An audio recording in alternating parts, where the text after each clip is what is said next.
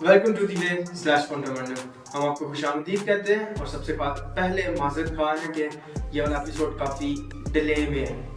हमारे एग्जाम चल रहे हैं जिसकी वजह से ये मसला बना है। आज का जो एपिसोड है वो किसी खास टॉपिक पे नहीं होगा।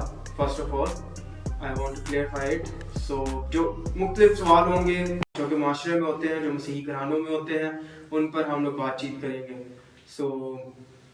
आज मेरे साथ नए दोस्त, नए भाई मौजूद हैं जिनका नाम गोपाल है और ये सेमिनरी से पादरी बनने की ट्रेनिंग ले रहे हैं, यानी पास्टर बन रहे हैं और वक्त के साथ साथ तरक्की करते जा रहे हैं। गोपाल भाई, हम आपको वेलकम कहते हैं और आपको देखकर बड़ी खुशी हुई यहाँ पर आपको। आप, मेरा सबसे पहले सवाल ये है कि हम लोग जब भी चर्चेज में जाते हैं तो अक्सर देखते हैं कि नौजवान या कोई भी शख्स जब मसीह पर ईमान लाता है तो जब वो गवाही सुनाता है तो कोई एक ऐसा शख्स होता है, कोई एक ऐसा फैक्टर होता है जिसने उसकी जिंदगी में एक अहम किरदार अदा किया होता है मसीह की तरफ लाने में। जैसे कि बाज़ औक़ात किसी के लिए किताबें होती हैं, कोई किसी की बायोग्राफी पढ़ता है, जैसे जॉर्ज मिलर है, हडसन टेलर है, विलियम कैरी है, भाई भक्त सिंह है, साधु सुंदर सिंह है और इसी के साथ बेशुमार नाम है। तो लोग उनकी किताबों को पढ़कर मसीह की तरफ राग़िब होते हैं, या बाज़ औक़ात ये होता है कि बाइबल स्टडीज़ को ज्वाइन करते हैं और वहाँ से उनकी अंडरस्टैंडिंग बनना शुरू हो जाती है और खुदा का फजल उन पर होता है और वो मसीही हो जाते हैं। आपकी ज़िंदगी में क्या हुआ?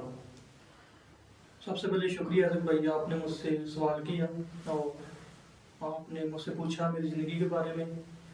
तो मेरी ज़िंदगी में काफ़ी लोग जो हैं खुदा के फजल से ज़रिया बने मेरी ज़िंदगी को तब्दील करने का। पहली बात यह है कि खुदा ही तब्दील करता है, हम खुदा के फजल से तब्दील होते हैं, खुदा ही हमें चुनता है। लेकिन कुछ लोग थे मेरी ज़िंदगी में जिन्होंने मेरी ज़िंदगी में एक रोल अदा किया और मुझे खुदा की तरफ ले आने का ज़रिया बने। मैं तो पहली गल है पंजाब तो हूँ, बट एक सन तो एक कुछ भाई सन उन्होंने एक बाइबल स्टडी शुरू की थी। मैं पहले चर्च जाना होना, बस जिम्मे रस्मी नहीं जाते लोग, माँ प्यो ने कह देते थे तौर पे। हाँ, इसमें भी इन डिटेल हम लोग आगे चल के बात करेंगे। माँ प्यो ने कह देते थे तौर पे, लेकिन दिल अंदर कोई नहीं सी है। तो बस चल जाना, जाके बह जाना, शरारतां शुरू करके वापस आ जाना। लेकिन कुछ भाई सन वो ना बाइबल स्टडी करते होंदे हैं ते उन्होंने मैनू आख्या कि गोपाल भाई तुसीं आओ साडे कोल बाइबल स्टडी दे ते खुदा दा कलाम सीखो। लेकिन मैं उस टाइम नहीं गया क्योंकि दिल नहीं कीता। उਦੋਂ ਤੁਹਾਡੀ ਉਮਰ ਕਿੰਨੀ ਹੋਈ? उम्र मेरी है सी 15 साल। अच्छा। ਤੇ ਮੈਂ ਕਿਹਾ ਯਾਰ ਇਹਨਾਂ ਦਾ ਕੰਮ ਹੀ ਹੈ ਆਪਣੇ ਨੂੰ ਪਾਦਰੀ ਬਣਨ ਦੇ, ਮੈਂ ਨਹੀਂ ਗਿਆ। ਲੇਕਿਨ ਇੱਕ ਮੇਰਾ ਦੋਸਤ ਸੀ, ਉਹਨੇ ਮੈਨੂੰ ਕਿਹਾ ਕਿ ਤੁਸੀਂ ਨਾ ਉਹ ਵੀ ਜਾਣ ਲੱਗ ਪਿਆ ਮੇਰੇ ਨਾਲ, ਬਲਕਿ ਕਾਫੀ ਸੰਗਤ ਸੀ ਸਾਡੀ, ਤੇ ਉਹ ਵੀ ਜਾਣ ਲੱਗ ਪਿਆ ਉੱਥੇ ਬਾਈਬਲ ਸਟੱਡੀ। ਤੇ ਉਹਨੇ ਮੈਨੂੰ ਕਿਹਾ ਕਿ ਤੂੰ ਹੀ ਆ ਨਾ ਬਾਈਬਲ ਸਟੱਡੀ 'ਚ। ਮੈਂ ਕਿਹਾ ਯਾਰ ਮੇਰਾ ਉੱਥੇ ਕੀ ਫਾਇਦਾ ਜਾਣ ਦਾ, ਮੈਂ ਉੱਥੇ ਜਾ ਕੇ ਕੀ ਕਰਨਾ। ਉਹ ਮੈਨੂੰ ਕਹਿੰਦਾ ਤੂੰ ਚਰਚ ਜਾ ਕੇ ਕੀ ਕਰਨਾ। ਮੈਂ ਕਿਹਾ ਕੁਝ ਵੀ ਨਹੀਂ ਕਰਦਾ। ਉਹ ਕਹਿੰਦਾ ਉੱਥੇ ਜਾ ਕੇ ਕੁਝ ਨਾ ਕਰੀ, ਬਸ ਆਣ ਕੇ ਬਹਿ ਜਾ। ਮੈਂ ਗਿਆ ਬਸ ਉੱਥੇ ਜਾ ਕੇ ਬਹਿ ਗਿਆ। ਉਹਨੇ ਮੈਨੂੰ ਖੁਦਾ ਦੇ ਕਲਾਮ ਦੇ ਬਾਰੇ में ਦੱਸਿਆ ਤੇ ਮੇਰਾ ਥੋੜਾ ਜਿਹਾ ਨਾ ਇੰਟਰਸਟ ਬਣਿਆ। ਉਹਨਾਂ ਕੋਲ ਸਵਾਲ ਪੁੱਛੇ, ਬੱਚਿਆਂ ਦੇ ਸਵਾਲ ਸੁਣੋ ਤੋਂ ਤੇ ਬਸ ਪੁੱਛ ਲਏ ਤੇ ਉਹਨਾਂ ਨੇ ਜਵਾਬ ਦਿੱਤਾ। ਮੈਂ ਬੜਾ ਖੁਸ਼ ਹੋਇਆ ਕਿ ਚਲੋ ਇਹਨਾਂ ਸਵਾਲ ਪੁੱਛ ਲਵਾਂ ਕਰਾਂਗੇ। ਤੇ ਵਕਤ ਦੇ ਨਾਲ ਨਾਲ ਨਾ ਉਹ ਸਾਨੂੰ ਸਿਖਾਉਂਦੇ ਗਏ। ਉਹਨਾਂ ਕਿਹਾ ਕਿ ਤੁਸੀਂ ਆਪ ਬਾਈਬਲ ਪੜ੍ਹੋ, ਆਪ ਦੁਆ ਕਰੋ। ਤੇ ਮੈਂ ਬਾਈਬਲ ਪੜ੍ਹਿਆ, ਮੇਰੇ ਹੋਰ ਜ਼ਿਆਦਾ ਸਵਾਲ ਵੱਧ ਗਏ ਤੇ ਉਹਨਾਂ ਕੋਲ ਮੈਂ ਸਵਾਲ ਕਰਨਾ ਹੁੰਦਾ। ਉਹ ਤੰਗ ਵੀ ਕਾਫੀ ਆ ਜਾਂਦੇ ਹਨ ਕਿਉਂਕਿ ਮੇਰੇ ਸਵਾਲ ਹੀ ਬੱਚਿਆਂ ਵਾਲੇ ਹੁੰਦੇ ਹਨ, ਕਿਉਂਕਿ ਉਸ ਤੋਂ ਪਹਿਲੇ ਕਦੇ ਬਾਈਬਲ ਪੜ੍ਹੀ ਨਹੀਂ ਸੀ ਹੈ ਤੇ ਫਿਰ ਜਦੋਂ ਬਾਈਬਲ ਪੜ੍ਹਨਾ ਸ਼ੁਰੂ ਕੀਤੀ ਹੈ ਨਿੱਕੀ ਨਿੱਕੀਆਂ ਗੱਲਾਂ ਵੀ ਜ਼ਹਿਨ ਚ ਆਉਂਦੀਆਂ ਕਿ ਯਾਰ ਲੱਗਦੀ ਇਹ ਇਸ ਤਰ੍ਹਾਂ, ਫਿਰ ਇਸ ਤਰ੍ਹਾਂ ਕਿਉਂ ਹੋ ਸਕਦਾ ਹੈ। ਤੇ ਉਹਨਾਂ ਸਾਰੀ ਚੀਜ਼ਾਂ ਮੈਨੂੰ ਸਮਝਾਈਆਂ। ਫਿਰ ਆਸਤਾ ਆਸਤਾ ਮੈਂ ਬਾਈਬਲ ਪੜ੍ਹੀ, ਮੈਨੂੰ ਬਾਈਬਲ ਤੋਂ ਪਤਾ ਲੱਗਾ ਕਿ ਗੁਨਾਹ ਕੀ ਹੈ, ਖੁਦਾ ਜਿਹੜਾ ਗੁਨਾਹ ਤੋਂ ਕਿੰਨੀ ਨਫ਼ਰਤ ਕਰਦਾ ਹੈ, ਖੁਦਾ ਕਿੰਨਾ ਪਾਕ। ਸਾਨੂੰ ਆਪਣੀ ਜ਼ਿੰਦਗੀ ਤੋਂ ਖੁਦਾ ਦੇ ਨਾਮ ਨੂੰ ਜਲਾਲ ਦੇਣਾ, ਕਿਉਂਕਿ ਸਾਡੀ ਜ਼ਿੰਦਗੀ ਜਿਹੜੀ ਉਹ ਜ਼ਾਇਆ ਕਰਨ ਵਾਲੀ ਤੇ ਨਹੀਂ, ਖੁਦਾ ਦੇ ਨਾਮ ਨੂੰ ਜਲਾਲ ਦੇਣ ਵਾਲੀ। ਉੱਥੋਂ ਫਿਰ ਖੁਦਾ ਨੇ ਮੇਰੀ ਜ਼ਿੰਦਗੀ ਨੂੰ ਤਬਦੀਲ ਕੀਤਾ, ਖੁਦਾ ਨੇ ਮੇਰੇ ਜ਼ਹਿਨ ਨੂੰ ਚੇਂਜ ਕੀਤਾ, ਮੇਰੀ ਸੋਚਾਂ ਨੂੰ ਚੇਂਜ ਕੀਤਾ ਤੇ ਖੁਦਾ ਨੇ ਮੈਨੂੰ ਆਪਣੇ ਹੱਥ ਚੁਣ ਲਿਆ। ਉਸ ਤੋਂ ਬਾਅਦ ਜਦੋਂ ਖੁਦਾ ਨੇ ਮੇਰੀ ਜ਼ਿੰਦਗੀ 'ਚ ਕੰਮ ਕੀਤਾ, ਮੈਂ ਕਾਫੀ ਟਾਈਮ ਤਕਰੀਬਨ ਮੈਂ 4 ਤੋਂ 5 ਸਾਲ ਸਿੱਖਦਾ ਰਿਹਾ ਉਹਨਾਂ ਭਾਈਆਂ ਨਾਲ। ਤੇ ਉਸ ਤੋਂ ਬਾਅਦ ਫਿਰ ਮੈਂ ਸੈਮਨਰੀ ਚਲ ਗਿਆ MD ਵਾਸਤੇ ਕਿ ਮੈਂ ਉਹਨਾਂ ਦੀ ਖੁਦਾ ਦੀ ਖਿਦਮਤ ਕਰ ਸਕਾਂ आप बेहतर लोग थे। तो बस एक छोटी सी मेरी गवाही। ज़बरदस्त। तो आप हैरान हो रहे होंगे कि हम लोग उर्दू से एकदम से पंजाबी में क्यों शिफ्ट हुए हैं। तो गोपाल ने कहा था कि पंजाबी ज़्यादा बेहतरीन ज़बान है, उनके लिए मीठी ज़बान है। सो उसमें बात करेंगे। उर्दू भी मीठी ज़बान है, इंतहाई मीठी, दोनों एहतराम के लिहाज से और ज़बरदस्त ज़बानें हैं। लेकिन क्योंकि उनका डायलेक्ट ज़्यादा पंजाबी में बेहतर है तो उन्होंने कहा कि पंजाबी में करेंगे। सो मुझे भी खुशी है कि हम लोग पंजाबी में बात कर रहे हैं। मेरी अपनी मादरी लैंग्वेज या ज़बान पंजाबी है, उनकी भी है। सो मेरा दूसरा सवाल है, थोड़ा अजीब है। अब चूंकि आप पादरी बन रहे हैं तो मेरे सवाल भी उसी के हिसाब से होंगे। सवाल ये कि क्या पादरी हजरात को कलाम जो है कलीसिया को जब वो सुनाते हैं तो उसमें सिर्फ उर्दू का इस्तेमाल करें, प्योर पंजाबी इस्तेमाल करें, या इंग्लिश इस्तेमाल करें, या इन तीनों को मिक्स इस्तेमाल करें? इसमें ना डिपेंड करता है चीज़ों ਦੇ ਉੱਤੇ ਕਿ ਮਤਲਬ ਚੀਜ਼ਾਂ ਉੱਤੇ ਡਿਪੈਂਡ ਕਰਦਾ ਹੈ। ਹੁਣ ਫਰਜ਼ ਕਰੋ ਕਿ ਤੁਸੀਂ ਹੁਣ ਇੱਕ ਸਿੰਧ ਵਿੱਚੋਂ ਸਿੰਧ ਵਿੱਚ ਦੋ ਸਿੰਧੀ ਉਹਨਾਂ ਨਾਲ ਕਿ ਤੁਸੀਂ ਉਰਦੂ ਤੇ ਨਹੀਂ ਉੱਥੇ ਬੋਲ ਸਕਦੇ ਨਾ ਪੰਜਾਬੀ ਬੋਲ ਸਕਦੇ ਤੁਸੀਂ ਸਿੰਧੀ ਬੋਲੋਗੇ ਉੱਥੇ।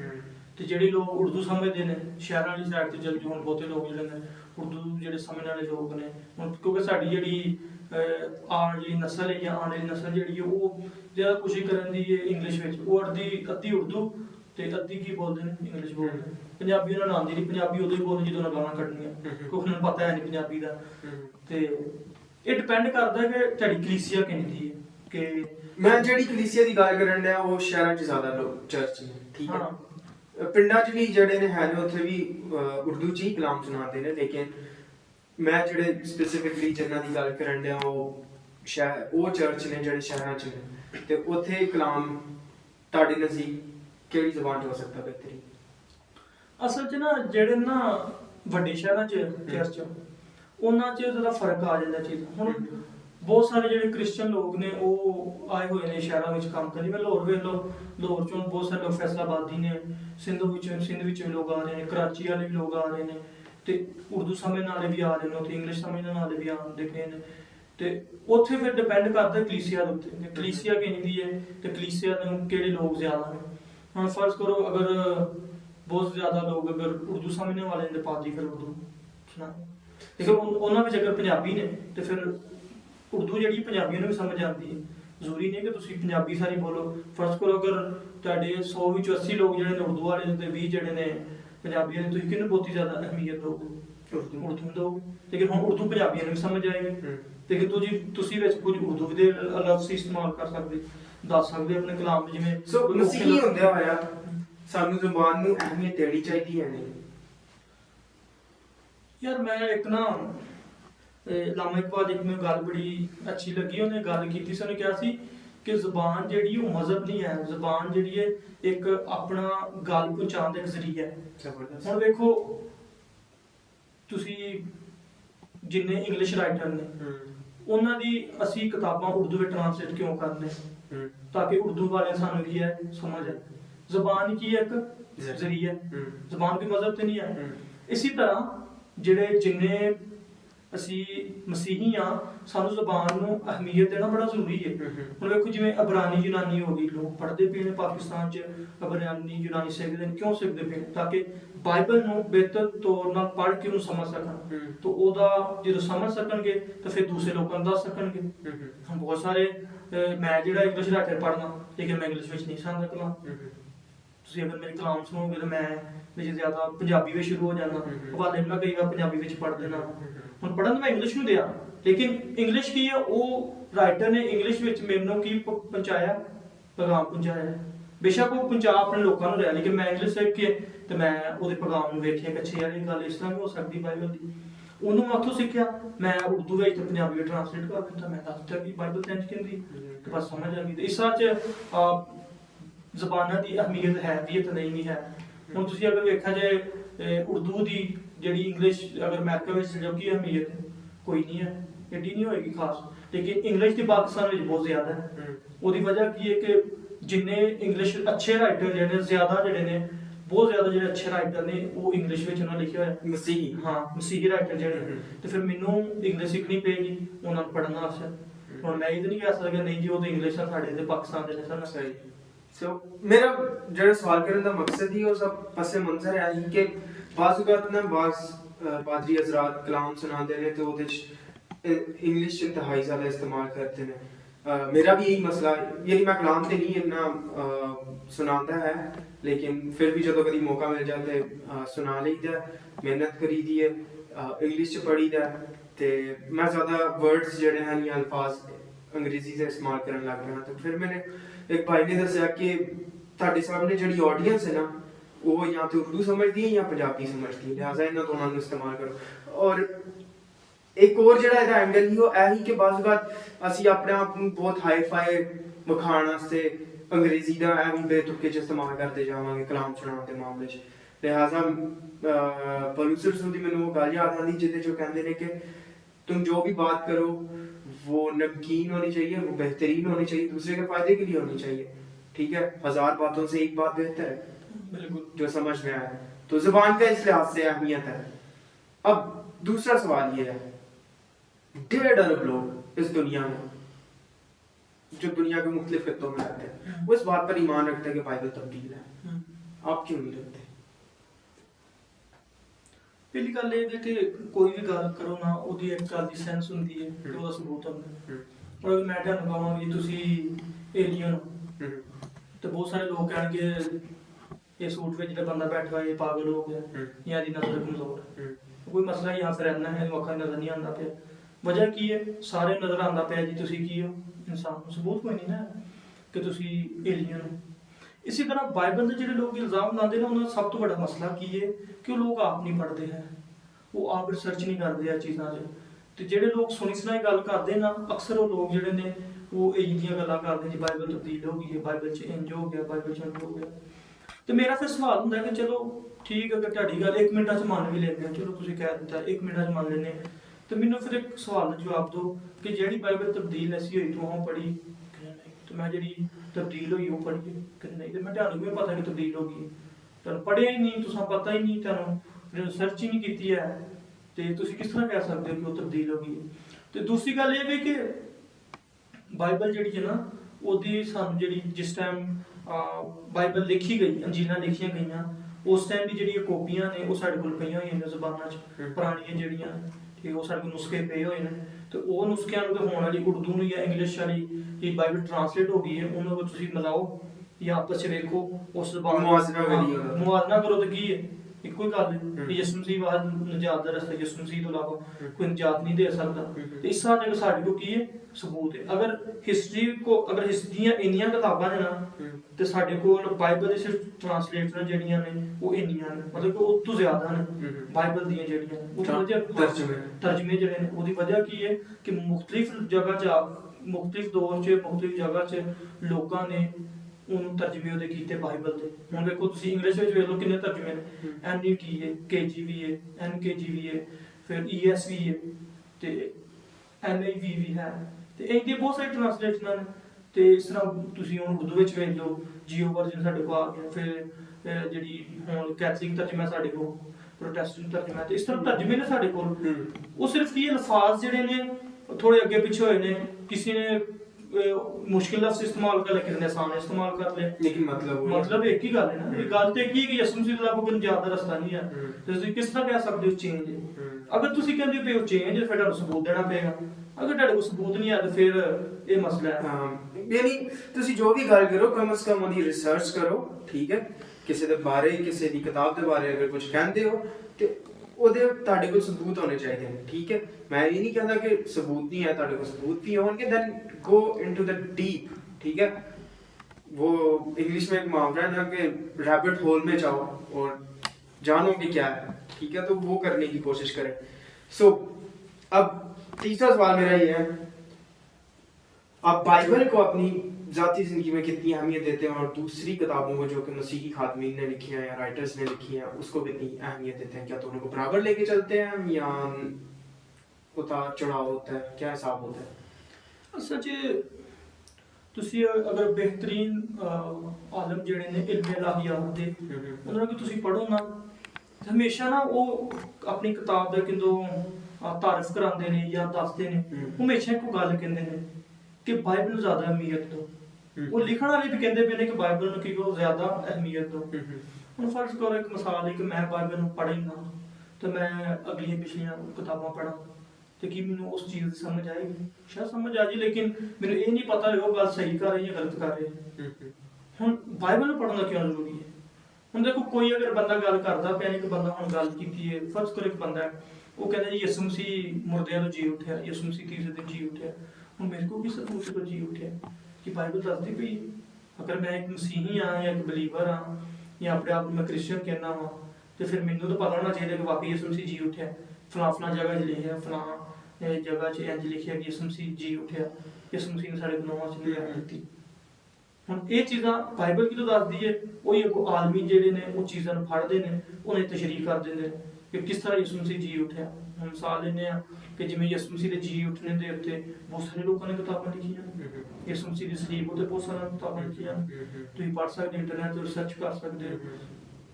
ਤੇ ਹੁਣ ਤੁਸੀਂ ਸਾਡੇ ਪਿੱਛੇ ਵੇਖ ਸਕਦੇ ਹੋ ਕਿੰਨੀਆਂ ਕਿਤਾਬਾਂ ਨੇ। ਇਹ ਸਾਰੀਆਂ ਕਿਤਾਬਾਂ ਕਿਹਦੇ ਉੱਤੇ ਲਿਖੀਆਂ ਗਈਆਂ ਨੇ? ਬਾਈਬਲ ਤੇ ਲਿਖੀਆਂ ਗਈਆਂ ਨੇ। ਅਗਰ ਅਸੀਂ ਬਾਈਬਲ ਨੂੰ ਹੀ ਨਹੀਂ ਪੜ੍ਹਨਾ, ਮੇਨ ਸੋਰਸ ਹੀ ਸਾਡਾ ਜਿਹੜਾ ਬਾਈਬਲ, ਉਹਨੂੰ ਹੀ ਨਹੀਂ ਪੜ੍ਹਨਾ, ਤੇ ਫਿਰ ਬੜਾ ਮਸਲਾ ਹੈ। ਫਿਰ ਇਹ ਤੁਹਾਡੇ 'ਚ ਸ਼ੱਕ ਕਰਨ ਦੀ ਜ਼ਰੂਰਤ ਹੈ ਕਿ ਵਾਕਈ ਤੁਸੀਂ ਬਾਈਬਲ ਨੂੰ ਮੁਹੱਬਤ ਕਰਦੇ ਹੋ ਜਾਂ ਨਹੀਂ ਕਰਦੇ ਹੋ। ਦੂਸਰੀ ਜਿਹੜੀ ਤੁਹਾਡੀ ਗੱਲ ਸੀ ਅਹਿਮੀਅਤ ਵਾਲੀ, ਅਹਿਮੀਅਤ ਜਿਹੜੀ ਹੈ ਉਹ ਬਾਈਬਲ ਦੀ ਇੱਕ ਮਸੀਹੀ ਦੀ ਜ਼ਿੰਦਗੀ ਵਿੱਚ ਬਹੁਤ ਜ਼ਿਆਦਾ ਹੁੰਦੀ ਹੈ। ਬਹੁਤ ਜ਼ਿਆਦਾ ਤਾਂ ਮੇਰਾ ਮੁਰਾਦ ਇਹ ਨਹੀਂ ਕਿ ਇੱਕ ਹਿੱਸਾ ਹੁੰਦਾ, ਬਲਕਿ ਉਹਦੀ ਜਿਹੜੀ ਅਹਿਮੀਅਤ ਹੈ ਬਾਈਬਲ ਦੇ ਉੱਤੇ ਹੀ ਸਾਰੀ ਜ਼ਿੰਦਗੀ ਜਿਹੜੀ ਉਹਦੀ ਇਨਹਿਸਾਰ ਕਰਦੀ ਹੈ, ਮੁਕੰਮਲ ਉਹ ਸਾਰਾ ਬਾਈਬਲ ਉੱਤੇ ਹੁੰਦਾ। ਉਹਨੂੰ ਪਤਾ ਹੈ ਕਿ ਅਗਰ ਮੈਂ ਕੰਮ ਤੇ ਜਾਣਾ ਹੈ, ਅਗਰ ਮੈਂ ਆਪਣੇ ਖਾਨਦਾਨ ਨੂੰ ਵੇਖਣਾ ਹੈ, ਆਪਣੀ ਬੀਵੀ ਨੂੰ, ਬੱਚਿਆਂ ਨੂੰ ਵੇਖਣਾ ਹੈ, ਆਪਣੇ ਮਾਂ-ਬਾਪ ਨੂੰ ਵੇਖਣਾ, ਤਾਂ ਬਾਈਬਲ ਦੇ ਮੁਤਾਬਕ ਵੇਖਣਾ। ਅਗਰ ਕਿਸੇ ਨਾਲ ਮੈਂ ਗੱਲ ਕਰਨੀ ਹੈ, ਬਾਈਬਲ ਦੇ ਮੁਤਾਬਕ ਵੇਖਣੀ ਹੈ। ਤੇ ਉਹ ਜਦੋਂ ਬਾਈਬਲ ਨੂੰ ਪੜ੍ਹੇਗਾ, ਬਾਈਬਲ ਨੂੰ ਜਾਣੇਗਾ, ਤੇ ਫਿਰ ਉਹਦੀ ਜ਼ਿੰਦਗੀ ਚੋਂ ਬਾਈਬਲ ਤੋਂ ਸਿੱਖ ਕੇ ਉਹਦੀ ਜ਼ਿੰਦਗੀ 'ਚ ਨਜ਼ਰ ਆਏਗੀ ਬਾਈਬਲ ਕਿ ਵਾਕਈ ਇਹ ਬੰਦੇ ਨੇ ਬਾਈਬਲ ਪੜ੍ਹ ਲਈ ਆ, ਵਾਕਈ ਇੱਕ ਮਸੀਹੀ ਹੈ। ਉਹ ਜਿਵੇਂ ਇੱਕ ਚਾਰਲਸ ਸਪਰਜਨ ਦਾ ਇੱਕ ਕੋਟ ਹੈ ਨਾ, ਉਹ ਕਹਿੰਦਾ ਕਿ ਹੁਣ ਜਿਹੜੇ ਦੁਨੀਆ ਜਿਹੜੀ ਉਹ ਬਾਈਬਲ ਨਹੀਂ ਪੜ੍ਹਦੀ, ਉਹ ਇੱਕ ਮਸੀਹੀ ਨੂੰ ਪੜ੍ਹਦੀ। ਤੇ ਮਸੀਹੀ ਕਦੋਂ ਇੱਕ ਮਸੀਹੀ ਬਣੇਗਾ ਜਾਂ ਖੁਦਾ ਵਗੈਰਾ ਮਸੀਹ ਵਗੈਰਾ ਬਣੇਗਾ? ਜਦੋਂ ਉਹ ਬਾਈਬਲ ਨੂੰ ਪੜ੍ਹੇਗਾ। ਉਹਨੂੰ ਪਤਾ ਲੱਗੇਗਾ ਅੱਛਾ ਯਾਰ ਬਾਈਬਲ ਤਾਂ ਇੰਜ ਕਹਿੰਦੀ ਹੈ। ਅਗਰ ਇੱਕ ਬੰਦਾ ਹੈ, ਅਗਰ ਉਹ ਮੈਨੂੰ ਅੱਗੋਂ ਗਾਲਾਂ ਕੱਢਣ ਦਿਆ, ਤਾਂ ਸੋਚੋ ਅਗਰ ਯਿਸੂ ਮਸੀਹ ਹੁੰਦਾ ਉਹ ਕੀ ਕਰਦਾ?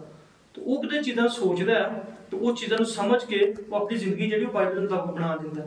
ਜਿਸ ਤਰ੍ਹਾਂ ਯਿਸੂ ਮਸੀਹ ਹੈ, ਯਿਸੂ ਮਸੀਹ ਨੂੰ ਉਹ ਹੈਕਲ ਤੋਂ ਪੱਥਰ ਮਾਰਨ ਲੱਗੇ, ਕੁਝ ਲੋਕ ਪਹਾੜੀ ਥੱਲੇ ਸੁੱਟਣ ਲੱਗੇ, ਯਿਸੂ ਮਸੀਹ ਚੁੱਪਚਾਪ ਚਲ ਗਿਆ। ਯੂਹੰਨਾ ਜੀ ਚ ਲਿਖਿਆ ਕਿ ਉਹਦਾ ਜੇ ਵਕਤ ਨਹੀਂ ਸੀ ਆ, ਬਰਦਾਸ਼ਤ ਕੀਤੀ ਨਾ। ਤੇ ਇਸ ਤਰ੍ਹਾਂ ਇੱਕ ਮਸੀਹੀ ਜਿਹੜਾ ਉਹ ਵੀ ਬਾਈਬਲ ਤੋਂ ਸਿੱਖਦਾ ਕਿ ਹਾਂ ਯਿਸੂ ਮਸੀਹ ਤੇ ਬਰਦਾਸ਼ਤ ਕਰਨਾ, ਮੈਨੂੰ ਬਰਦਾਸ਼ਤ ਕਰਨ ਦੀ ਜ਼ਰੂਰਤ ਹੈ। ਤੇ ਇਸ ਤਰ੍ਹਾਂ ਕਰਕੇ ਬਾਈਬਲ ਦੀ ਜਿਹੜੀ ਅਹਿਮੀਅਤ ਹੈ ਉਹ ਸਾਡੀ ਜ਼ਿੰਦਗੀ ਵਿੱਚ ਮੁਕੰਮਲ ਹੋਣੀ ਚਾਹੀਦੀ ਹੈ, ਇਹਦੇ 'ਚ ਹੋਣਾ ਚਾਹੀਦਾ।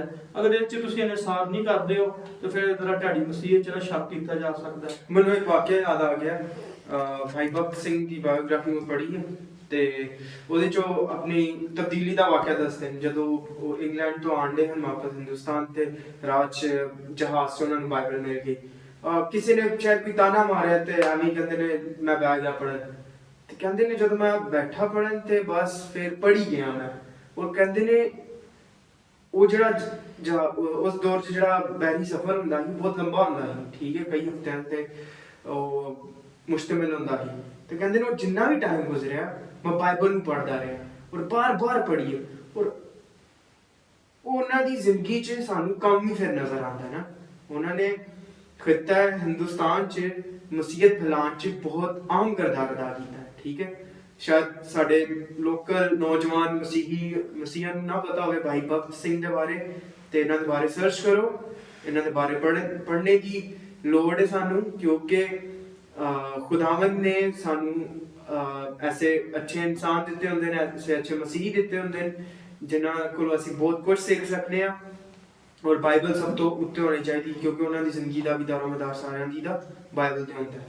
ਹੁਣ ਤੁਸੀਂ ਮੈਨੂੰ ਕੁਝ ਕਲਚਰ ਦੇ ਬਾਰੇ ਦੱਸੋ, ਪਿੰਡਾਂ 'ਚ ਮਸੀਹਾਂ ਦਾ ਕਲਚਰ ਕਿਹੋ ਜਿਹਾ, ਔਰ ਇਹਦੇ ਤਨਕੀਦੀ ਬਾਤ ਵੀ ਹੋਣੀ ਚਾਹੀਦੀ ਹੈ, ਤਨਕੀਦ ਤੋਂ ਬਾਅਦ ਸਲਾਹ ਵੀ ਹੋਣੀ ਚਾਹੀਦੀ ਹੈ, ਠੀਕ ਹੈ। ਲੇਕਿਨ ਉਹ ਨਾ ਇਸ ਤੋਂ ਪਹਿਲੇ ਮੈਨੂੰ ਬਹੁਤ ਬ੍ਰੌਡ ਸਵਾਲ ਹੈ, ਕੋਈ ਯਾਦ ਆ ਗਿਆ ਬਾਈਬਲ ਦੀ ਅਹਿਮੀਅਤ ਉੱਤੇ। ਮੈਂ ਨਾ ਇੱਕ ਕਿਤਾਬ ਪੜ੍ਹੀ ਸੀ ਕੈਦਤਨ ਹਾਈਵੇ ਖੁਦਾ ਕੇ ਸਾਥ, ਰਿਚਰਡ ਮੈਂਬਰਾਨ ਦੀ। ਹਾਂ, ਰਿਚਰਡ ਮੈਂਬਰਾਨ ਬੜਾ ਗ੍ਰੇਟ ਮੈਨ।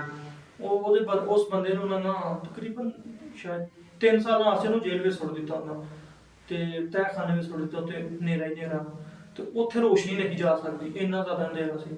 ਤੇ ਉਹ ਬੰਦਾ ਕਹਿੰਦਾ ਕਿ ਮੈਂ ਇੰਨੇ ਅੰਧੇਰੇ ਵਿੱਚ ਰਿਹਾ ਕਿ ਮੈਨੂੰ ਰੰਗ ਭੁੱਲ ਗਏ, ਨੀਲਾ ਪੀਲਾ ਕਾਲਾ ਚਿੱਟਾ ਕਿਹੜਾ ਰੰਗ ਹੋ ਰਿਹਾ ਅੰਧੇਰੇ ਵਿੱਚ। ਲੇਕਿਨ ਇੱਕ ਗੱਲ ਉਹ ਦਿਖਦਾ, ਉਹ ਕਹਿੰਦਾ ਕਿ ਉੱਥੇ ਜਿਹੜਾ ਮੈਨੂੰ ਸਹਾਰਾ ਸੀ ਨਾ, ਉਹ ਸਿਰਫ ਬਾਈਬਲ ਸੀ। ਕਹਿੰਦਾ ਮੈਂ ਸਿਰਫ 2-3 ਲੋਕਾਂ ਨੂੰ ਜਾਣਦਾ ਹਾਂ ਉਸ ਜੇਲ੍ਹ ਵਿੱਚ। ਉਹ ਕਿਹੜੇ ਲੋਕ ਸਨ ਮੈਂ ਚਿਹਰਾ ਨਹੀਂ ਸੀ ਉਹਨਾਂ ਦੇ ਵੇਖੇ, ਬਸ ਉਹ ਆਉਂਦੇ ਹਨ, ਮੈਨੂੰ ਮਾਰਦੇ ਹਨ ਤੇ ਚਲੇ ਜਾਂਦੇ ਹਨ ਕਿ ਮਸੀਹ ਦਾ ਇਨਕਾਰ ਕਰ।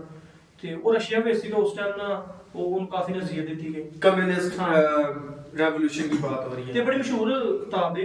ਤੇ ਇੱਕ ਉਹਦੀ ਬੀਵੀ ਨੇ ਕਿਤਾਬ ਲਿਖੀ ਪਾਸਬਾਨ ਦੀ ਬੀਵੀ, ਬਹੁਤ ਅੱਛੀ, ਸਬੀਨਾ ਬਰਾਨ। ਤੇ ਉਸ ਬੰਦੇ ਨੇ ਨਾ ਉਹ ਕਹਿੰਦਾ ਕਿ ਮੈਂ ਬਾਈਬਲ ਨੂੰ ਨਜ਼ਮਾਂ ਦੀ ਸੂਰਤ 'ਚ ਯਾਦ ਕੀਤਾ ਹੋਇਆ। ਵਾਹ। ਕਿ ਨਜ਼ਮਾਂ ਦੀ ਸੂਰਤ 'ਚ ਮੈਂ ਯਾਦ ਕੀਤਾ ਤੇ ਬਾਈਬਲ ਨੂੰ ਇਸ ਤਰ੍ਹਾਂ ਯਾਦ ਸੀ ਕਿ ਜਦੋਂ ਮੈਂ ਕੱਲਾ ਹੁੰਦਾ ਤਾਂ ਮੈਂ ਬਾਈਬਲ ਨੂੰ ਇਸ ਤਰ੍ਹਾਂ ਗਾਉਂਦਾ ਹੁੰਦਾ ਨਜ਼ਮਾਂ ਦੀ ਸੂਰਤ। ਕਹਿੰਦਾ ਉਹ ਮੇਰਾ ਇੱਕ ਸਹਾਰਾ ਰਿਹਾ। ਬਹੁਤ ਦੇਰ ਬਾਅਦ ਜੇਲ੍ਹ ਤੋਂ ਉਹਨੇ ਸਜ਼ਾਵਾਂ ਕੱਟੀਆਂ ਤੇ ਆਖਰ ਤੇ ਛੁੱਟ ਤੇ ਗਿਆ, ਲੇਕਿਨ ਉਹਦਾ ਸਹਾਰਾ ਜਿਹੜਾ ਸੀ ਨਾ ਉਹ ਬਾਈਬਲ ਸੀ। ਉਹ ਮੈਂ ਕਿਤੇ ਕਿਤਾਬ ਪੜ੍ਹੀ ਤੇ ਮੈਨੂੰ ਫਿਰ ਵੀ ਪਤਾ ਲੱਗਾ ਕਿ ਬਾਈਬਲ ਜਿਹੜੀ ਹੈ ਉਹ ਕਿੰਨੀ ਅਹਿਮੀਅਤ ਦੀ ਹਾਮਲ ਹੈ, ਕਿ ਬਾਈਬਲ ਨੂੰ ਕਿੰਨਾ ਸਾਨੂੰ ਅਹਿਮੀਅਤ ਦੇਣੀ ਚਾਹੀਦੀ ਹੈ ਤੇ ਕਿੰਨੀ ਉਹ ਇੱਜ਼ਤ ਦੀ ਹੱਕਦਾਰ ਹੈ।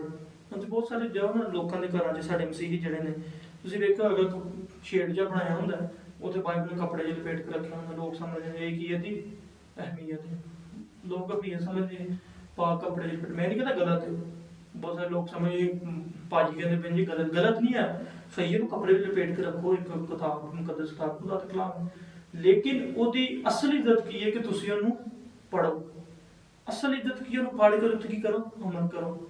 ਅਸਲ ਇੱਜ਼ਤ ਇਹ ਹੈ ਕਿ ਉਹਨੂੰ ਤੁਸੀਂ ਪੜ੍ਹੋ, ਉਹ 'ਚ ਅਮਲ ਕਰੋ ਤੇ ਦੂਸਰਿਆਂ ਨੂੰ ਵੀ ਉਹਦੇ ਬਾਰੇ ਦੱਸੋ ਤਾਂ ਕਿ ਉਹਨਾਂ ਤੱਕ ਵੀ ਖੁਦਾ ਦਾ ਕਲਾਮ ਪਹੁੰਚੇ ਤੇ ਉਹ ਵੀ ਖੁਦਾ ਦੇ ਕਲਾਮ ਨੂੰ ਜਾਣਨ। ਅਸਲ ਇੱਜ਼ਤ ਇਹ ਹੈ ਬਾਈਬਲ ਦੀ। ਤੇ ਇਸ ਕਰਕੇ ਬਾਈਬਲ ਦੀ ਇੱਜ਼ਤ ਜਿਹੜੀ ਹੈ ਉਹ ਇਹ ਵੇਖੋ, ਉਹਨੂੰ ਪੜ੍ਹੋ ਤੇ ਉਹਦੇ ਤੇ ਅਮਲ ਕਰੋ। ਯਿਸੂ ਮਸੀਹ ਨੇ ਕਿਹਾ ਕਿ ਸਭ ਤੋਂ ਜ਼ਿਆਦਾ ਮੁਬਾਰਕ ਉਹ ਹੋਵੇ ਜਿਹੜਾ ਮੇਰਾ ਕਲਾਮ ਸੁਣਦਾ ਤੇ ਉਹਦੇ ਅਮਲ ਕਰਦਾ ਹੈ। ਤੇ ਇਸ ਕਰਕੇ ਅਗਰ ਇਹ ਮੁਬਾਰਕ ਨਹੀਂ ਕਰਨਾ ਬਾਬਰਕਤ। ਮੈਂ ਕਹਾਂ ਤੁਸੀਂ ਮੁਬਾਰਕ ਕਰ ਦਿਓ ਭਾਈ। ਤੇ ਹੁਣ ਫਰਜ਼ ਕਰੋ ਮੈਂ ਤੁਹਾਨੂੰ ਕਹਿੰਦਾ ਤੁਸੀਂ ਮੁਬਾਰਕ ਹੋ, ਮੁਬਾਰਕ ਦਾ ਮਤਲਬ ਬਰਕਤ ਵਾਲੇ ਤੁਸੀਂ। ਤੇ ਸੱਚ ਬੰਦਾ ਮੁਬਾਰਕ ਹੋਈਏ ਜਾਂ ਬਾਬਰਕਤ ਉਹੀ ਬੰਦਾ ਹੈ ਜਿਹੜਾ ਕਲਾਮ ਨੂੰ ਸੁਣਦਾ ਤੇ ਉਹਤੇ ਅਮਲ ਕਰਦਾ। ਇਹ ਨਹੀਂ ਕਿ ਸਿਰ ਲਪੇਟ ਕੇ ਤੇ ਰੱਖ ਛੱਡੋ ਉੱਤੇ ਤੇ ਬਾਅਦ ਜਦੋਂ ਡਰ ਲੱਗੇ ਤੇ ਤੇਜ਼ ਬੋਲ ਪੜ੍ਹ ਲਓ। ਇਹ ਨਹੀਂ ਹੈ ਬਾਈਬਲ ਦੀ ਅਹਿਮੀਅਤ। ਬਾਈਬਲ ਦੀ ਅਹਿਮੀਅਤ ਇਹ ਹੈ ਰੋਜ਼ ਪੜ੍ਹਿਆ ਜਾਏ, ਰੋਜ਼ ਸਮਝਿਆ ਜਾਏ, ਮੈਡੀਟੇਟ ਕੀਤਾ ਜਾਏ, ਔਰ ਫਿਕਰ ਕੀਤਾ ਜਾਏ। ਪੁਰਾਣੇ ਹੁਣ ਵੇਖੋ ਤੁਸੀਂ ਜਿੰਨੀਆਂ ਤੁਸੀਂ ਅੱਛੀਆਂ ਕਿਤਾਬਾਂ ਵੇਖੋਗੇ ਨਾ ਤੇ ਪੁਰਾਣੇ ਜਿੰਨੇ ਆਲਮੀਨ ਨੇ ਉਹ ਕਿਤਾਬਾਂ ਨੂੰ ਇਸ ਤਰ੍ਹਾਂ ਹੀ ਕਰਦੇ ਹਨ। ਉਹ ਬਾਈਬਲ ਦੀ ਅਹਿਮੀਅਤ ਨੂੰ ਸਮਝਦੇ ਹਨ ਤੇ ਉਹ ਬਾਈਬਲ ਨੂੰ ਪੜ੍ਹਦੇ, ਇੱਕ ਹਵਾਲਾ ਪੜ੍ਹਦੇ ਹਨ, ਦੁਆ ਕਰਦੇ ਹਨ, ਉਸ ਬਾਰੇ ਸੋਚਦੇ ਹਨ। ਫਿਰ ਉਹਨਾਂ ਆਇਤ ਪੜ੍ਹਨੀ, ਇੱਕ ਹਵਾਲਾ ਪੜ੍ਹਨਾ, ਉਹ ਦੁਆ ਕਰਨੀ, ਉਹਦੇ ਬਾਰੇ ਸੋਚਣਾ ਤੇ ਉਹਨਾਂ ਨੂੰ ਤਫਸੀਰਾਂ ਕੀਤੀਆਂ ਸਨ ਪੁਰਾਣੀਆਂ, ਜਿਹੜੇ ਹੀ ਕਹਿੰਦੇ ਯਾਰ ਬਹੁਤ ਮਜ਼ਬੂਤ ਤਫਸੀਰਾਂ ਨੇ, ਬਹੁਤ ਅੱਛੀਆਂ ਗੱਲਾਂ ਨੇ। तो वो इस तरह की थी। चलो मैं अपना सवाल दोबारा रिपीट कर देना कि ਤੁਸੀਂ ਮੈਨੂੰ ਦਿਹਾਤ 'ਚ ਜਾਂ ਗਾਂਵ 'ਚ ਜੋ ਮਸੀਹੀ ਲੋਕ ਰਹਿੰਦੇ ਪਏ ਨੇ ਉਹਨਾਂ ਦੀ ਆਮ ਜ਼ਿੰਦਗੀ ਦੇ ਮੁਤਲਕ ਦੱਸੋ, ਔਰ ਕੀ ਉਹ ਕਲਾਮ ਦੇ ਮੁਤਾਬਿਕ ਹੈ ਵੀ ਹੈ ਜਾਂ ਨਹੀਂ, ਠੀਕ ਹੈ, ਉਹਨਾਂ ਦਾ ਰਹਿਣ ਸਹਿਣ, ਉੱਠਣਾ ਬੈਠਣਾ, ਗੱਲਬਾਤ ਕਰਨਾ, ਸਭ ਕੁਝ ਕੈਸਾ ਹੈ, ਠੀਕ ਹੈ। ਇਹਦੇ 'ਚ ਦੋ ਪਹਿਲੂ ਹੋਣਗੇ, ਇੱਕ ਤੇ ਤਨਕੀਦੀ ਵੀ ਹੋਏਗਾ, ਠੀਕ ਹੈ, ਔਰ ਇੱਕ ਇਸਲਾਹ ਵੀ ਹੋਏਗੀ। ਤੁਸੀਂ ਤਨਕੀਦ ਵੀ ਕਰੋਗੇ ਉਹਦੇ ਉੱਤੇ ਇਸਲਾਹ ਵੀ ਕਰੋਗੇ। ਅਸਲ 'ਚ ਨਾ ਸਾਡੇ ਜਿੰਨੇ ਪੁਰਾਣੇ ਮਸੀਹੀ ਜਿਹੜੇ ਲੋਕ ਨੇ ਉਹ ਜ਼ਿਆਦਾ ਪੰਜਾਬੀ ਨੇ ਤੇ ਤਕਰੀਬਨ ਪੰਜਾਬ ਤੋਂ ਨੇ, ਜ਼ਿਆਦਾ ਪੰਜਾਬੀ ਉਹਨਾਂ ਦਾ ਬੈਕਗ੍ਰਾਉਂਡ ਨੇ, ਠੀਕ ਹੈ। ਤੇ ਦੂਸਰੀ ਗੱਲ ਇਹ ਵੀ ਕਿ ਉਹ ਪਿੰਡਾਂ ਤੋਂ ਨੇ। ਜਿਸ ਤਰ੍ਹਾਂ ਮੈਂ ਸ਼ੁਰੂ ਹੀ ਦੱਸਿਆ ਆਪਣਾ ਇੰਟਰੋਡਕਸ਼ਨ ਦੇ ਟਾਈਮ ਤਾਰਫ ਦੇ ਟਾਈਮ ਮੈਂ ਕੀ ਇੱਕ ਪਿੰਡ ਦਾ, ਤੁਸੀਂ ਵੀ ਸ਼ਾਇਦ ਪਿੰਡ ਦੇ, ਠੀਕ ਹੈ। ਜਿਹੜੇ ਮਾਂ-ਬਾਪ ਕਿੱਥੋਂ ਦੇ ਪਿੰਡ ਦੇ ਗਏ ਵੀ ਹੋਵੋਗੇ। ਤੇ ਪਿੰਡ ਦੇ ਜਿਹੜੇ ਹੁਣ ਵੀ ਲੋਕ ਜਿਹੜੇ ਨਾ ਪਿੰਡਾਂ 'ਚ ਰਹਿੰਦੇ ਪਏ ਨੇ, ਬੇਸ਼ੱਕ ਥੋੜੇ ਘੱਟ ਹੋ ਗਏ ਨੇ ਲੇਕਿਨ ਫਿਰ ਵੀ ਉਹ ਲੋਕ ਉੱਥੇ ਰਹਿੰਦੇ ਪਏ ਨੇ। ਹੁਣ ਨੌਜਵਾਨ ਉੱਥੋਂ ਨਿਕਲ ਕੇ ਸ਼ਹਿਰਾਂ ਚਲੇ ਗਏ ਨੇ, ਲੇਕਿਨ ਉੱਥੇ ਨਾ ਜਿਹੜਾ ਸਭ ਤੋਂ ਵੱਡਾ ਮਸਲਾ ਹੈ ਨਾ ਮਸੀਹਾਂ ਦਾ, ਉਹਨਾਂ ਦਾ ਮਸਲਾ ਇਹ ਵੀ ਕਿ ਉੱਥੇ ਉਹਨਾਂ ਨੂੰ ਤਾਲੀਮ ਨਹੀਂ ਦਿੱਤੀ ਜਾਂਦੀ, ਕਿਉਂਕਿ ਉਹ ਪਿੰਡਾਂ 'ਚ ਹੁੰਦੇ ਨੇ, ਉਹ ਸ਼ਹਿਰਾਂ ਤੋਂ ਦੂਰ ਹੁੰਦੇ ਨੇ। ਉੱਥੇ ਕੋਈ ਜਿਹੜਾ ਵੇਖਣ ਵਾਲਾ, ਕੋਈ ਪੁੱਛ-ਗਿੱਛ ਕਰਨ ਵਾਲਾ ਨਹੀਂ ਹੈ। ਇਸ ਵਾਸਤੇ ਹਕੂਮਤ ਵੀ ਸਾਡੀ ਫਿਰ ਉਜਦੀ ਹੈ, ਉਹ ਪੁੱਛ-ਗਿੱਛ ਨਹੀਂ ਕਰਦੀ ਤਾਲੀਮੀ ਲਿਹਾਜ਼ ਨਾਲ ਵੀ ਉਹਨਾਂ ਨੂੰ। ਉਤੋਂ ਜਿਹੜੇ ਸਾਡੇ ਪਾਦਰੀ ਨੇ ਉਹ ਵੀ ਉਹਨਾਂ ਨੂੰ ਪੁੱਛਦੇ ਨਹੀਂ ਹੈ। ਹਾਂ, ਉਹ ਅਸਲ ਮੁੱਦਾ ਹੈ ਜਿਹੜਾ ਚਰਚ ਚ ਆਉਂਦਾ, ਠੀਕ ਹੈ। ਉਹ ਇਹ ਜਿਹੜੀ ਉਹਨੇ ਜ਼ਿੰਦਗੀ ਚਰਚ ਨਾਲ ਜੁੜੀ ਹੋਈ ਹੈ। ਹੁਣ ਵੇਖੋ ਕੋਈ ਮਸੀਹੀ ਹੈ, ਉਹਨੇ ਕਿੱਥੋਂ ਸਿੱਖਣਾ? ਚਰਚ ਤੋਂ ਸਿੱਖਣਾ। ਪੁਰਾਣੇ ਮਸੀਹ ਕਿੱਥੋਂ ਸਿੱਖਦੇ ਹਨ? ਚਰਚ। ਉਹ ਕੀ ਬਾਹਰ ਕਿਤੇ ਜਾਂਦੇ ਹਨ ਸਿੱਖਣ? ਉਹ ਚਰਚ ਤੋਂ ਸਿੱਖਦੇ ਹਨ। ਹੁਣ ਉਹ ਜਿੰਨੇ ਪਿੰਡਾਂ ਵਿੱਚ ਫਰਜ਼ ਕਰੋ ਇੱਕ ਪਿੰਡ 'ਚ 2 ਚਰਚ ਨੇ, 3 ਚਰਚ ਨੇ। ਹੁਣ ਇੱਕ ਜਗ੍ਹਾ ਜੇ ਤੁਸੀਂ ਹੁਣ ਪਿੰਡਾਂ ਜਾਓ, ਪਿੰਡਾਂ ਦਾ ਟ੍ਰੈਂਡ ਕੀ ਹੈ ਸਭ ਤੋਂ ਵੱਡਾ ਇਸ ਟਾਈਮ ਕਿ ਵੱਡੇ ਵੱਡੇ ਚਰਚ ਬਣਾ ਲਓ। ਉੱਥੇ ਵੱਡੀਆਂ ਵੱਡੀਆਂ ਖੂਬਸੂਰਤ ਇਮਾਰਤਾਂ, ਚਰਚ ਬਣਾ ਲਓ, ਚਰਚ ਦੀ ਡੈਕੋਰੇਸ਼ਨ ਕਰ ਲਓ, ਸਾਹਮਣੇ ਉਹ 골ਡ ਦੀ ਸੋਨੇ ਦੀ ਬਣਾ ਕੇ ਸਲੀਪ ਲਾ ਦੋ, ਲੇਕਿਨ ਅੰਦਰ ਪਾਦਰੀ ਨੂੰ ਨਹੀਂ ਪਤਾ ਕਿ ਮੈਂ ਸੁਣਾਉਣਾ ਕੀ, ਦਿਮਾਗ ਨੂੰ ਦੱਸਣਾ ਕੀ। ਪਾਦਰੀ ਨੂੰ ਨਹੀਂ ਪਤਾ ਕਿ ਥੱਲੇ ਜਿਹੜੇ ਬੈਠੀ ਆਵਾਮ ਹੈ ਕੋਈ ਵਾਕਿਆ ਸੁਣਾ ਦਿਓ, ਉਹਨੇ ਜ਼ਰੂਰਤ ਕੀ ਹੈ।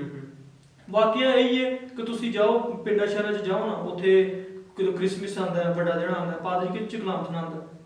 ਹਦੀਏ 'ਚ। ਕਿਉਂ ਸੁਣਾਉਂਦਾ ਜੀ? ਕਹਿਤੀਆਂ ਕਿਉਂਕਿ ਲੋਕਾਂ ਕੋਲ ਉਹਨਾਂ ਦਿਨਾਂ 'ਚ ਪੈਸੇ ਹੁੰਦੇ ਨੇ।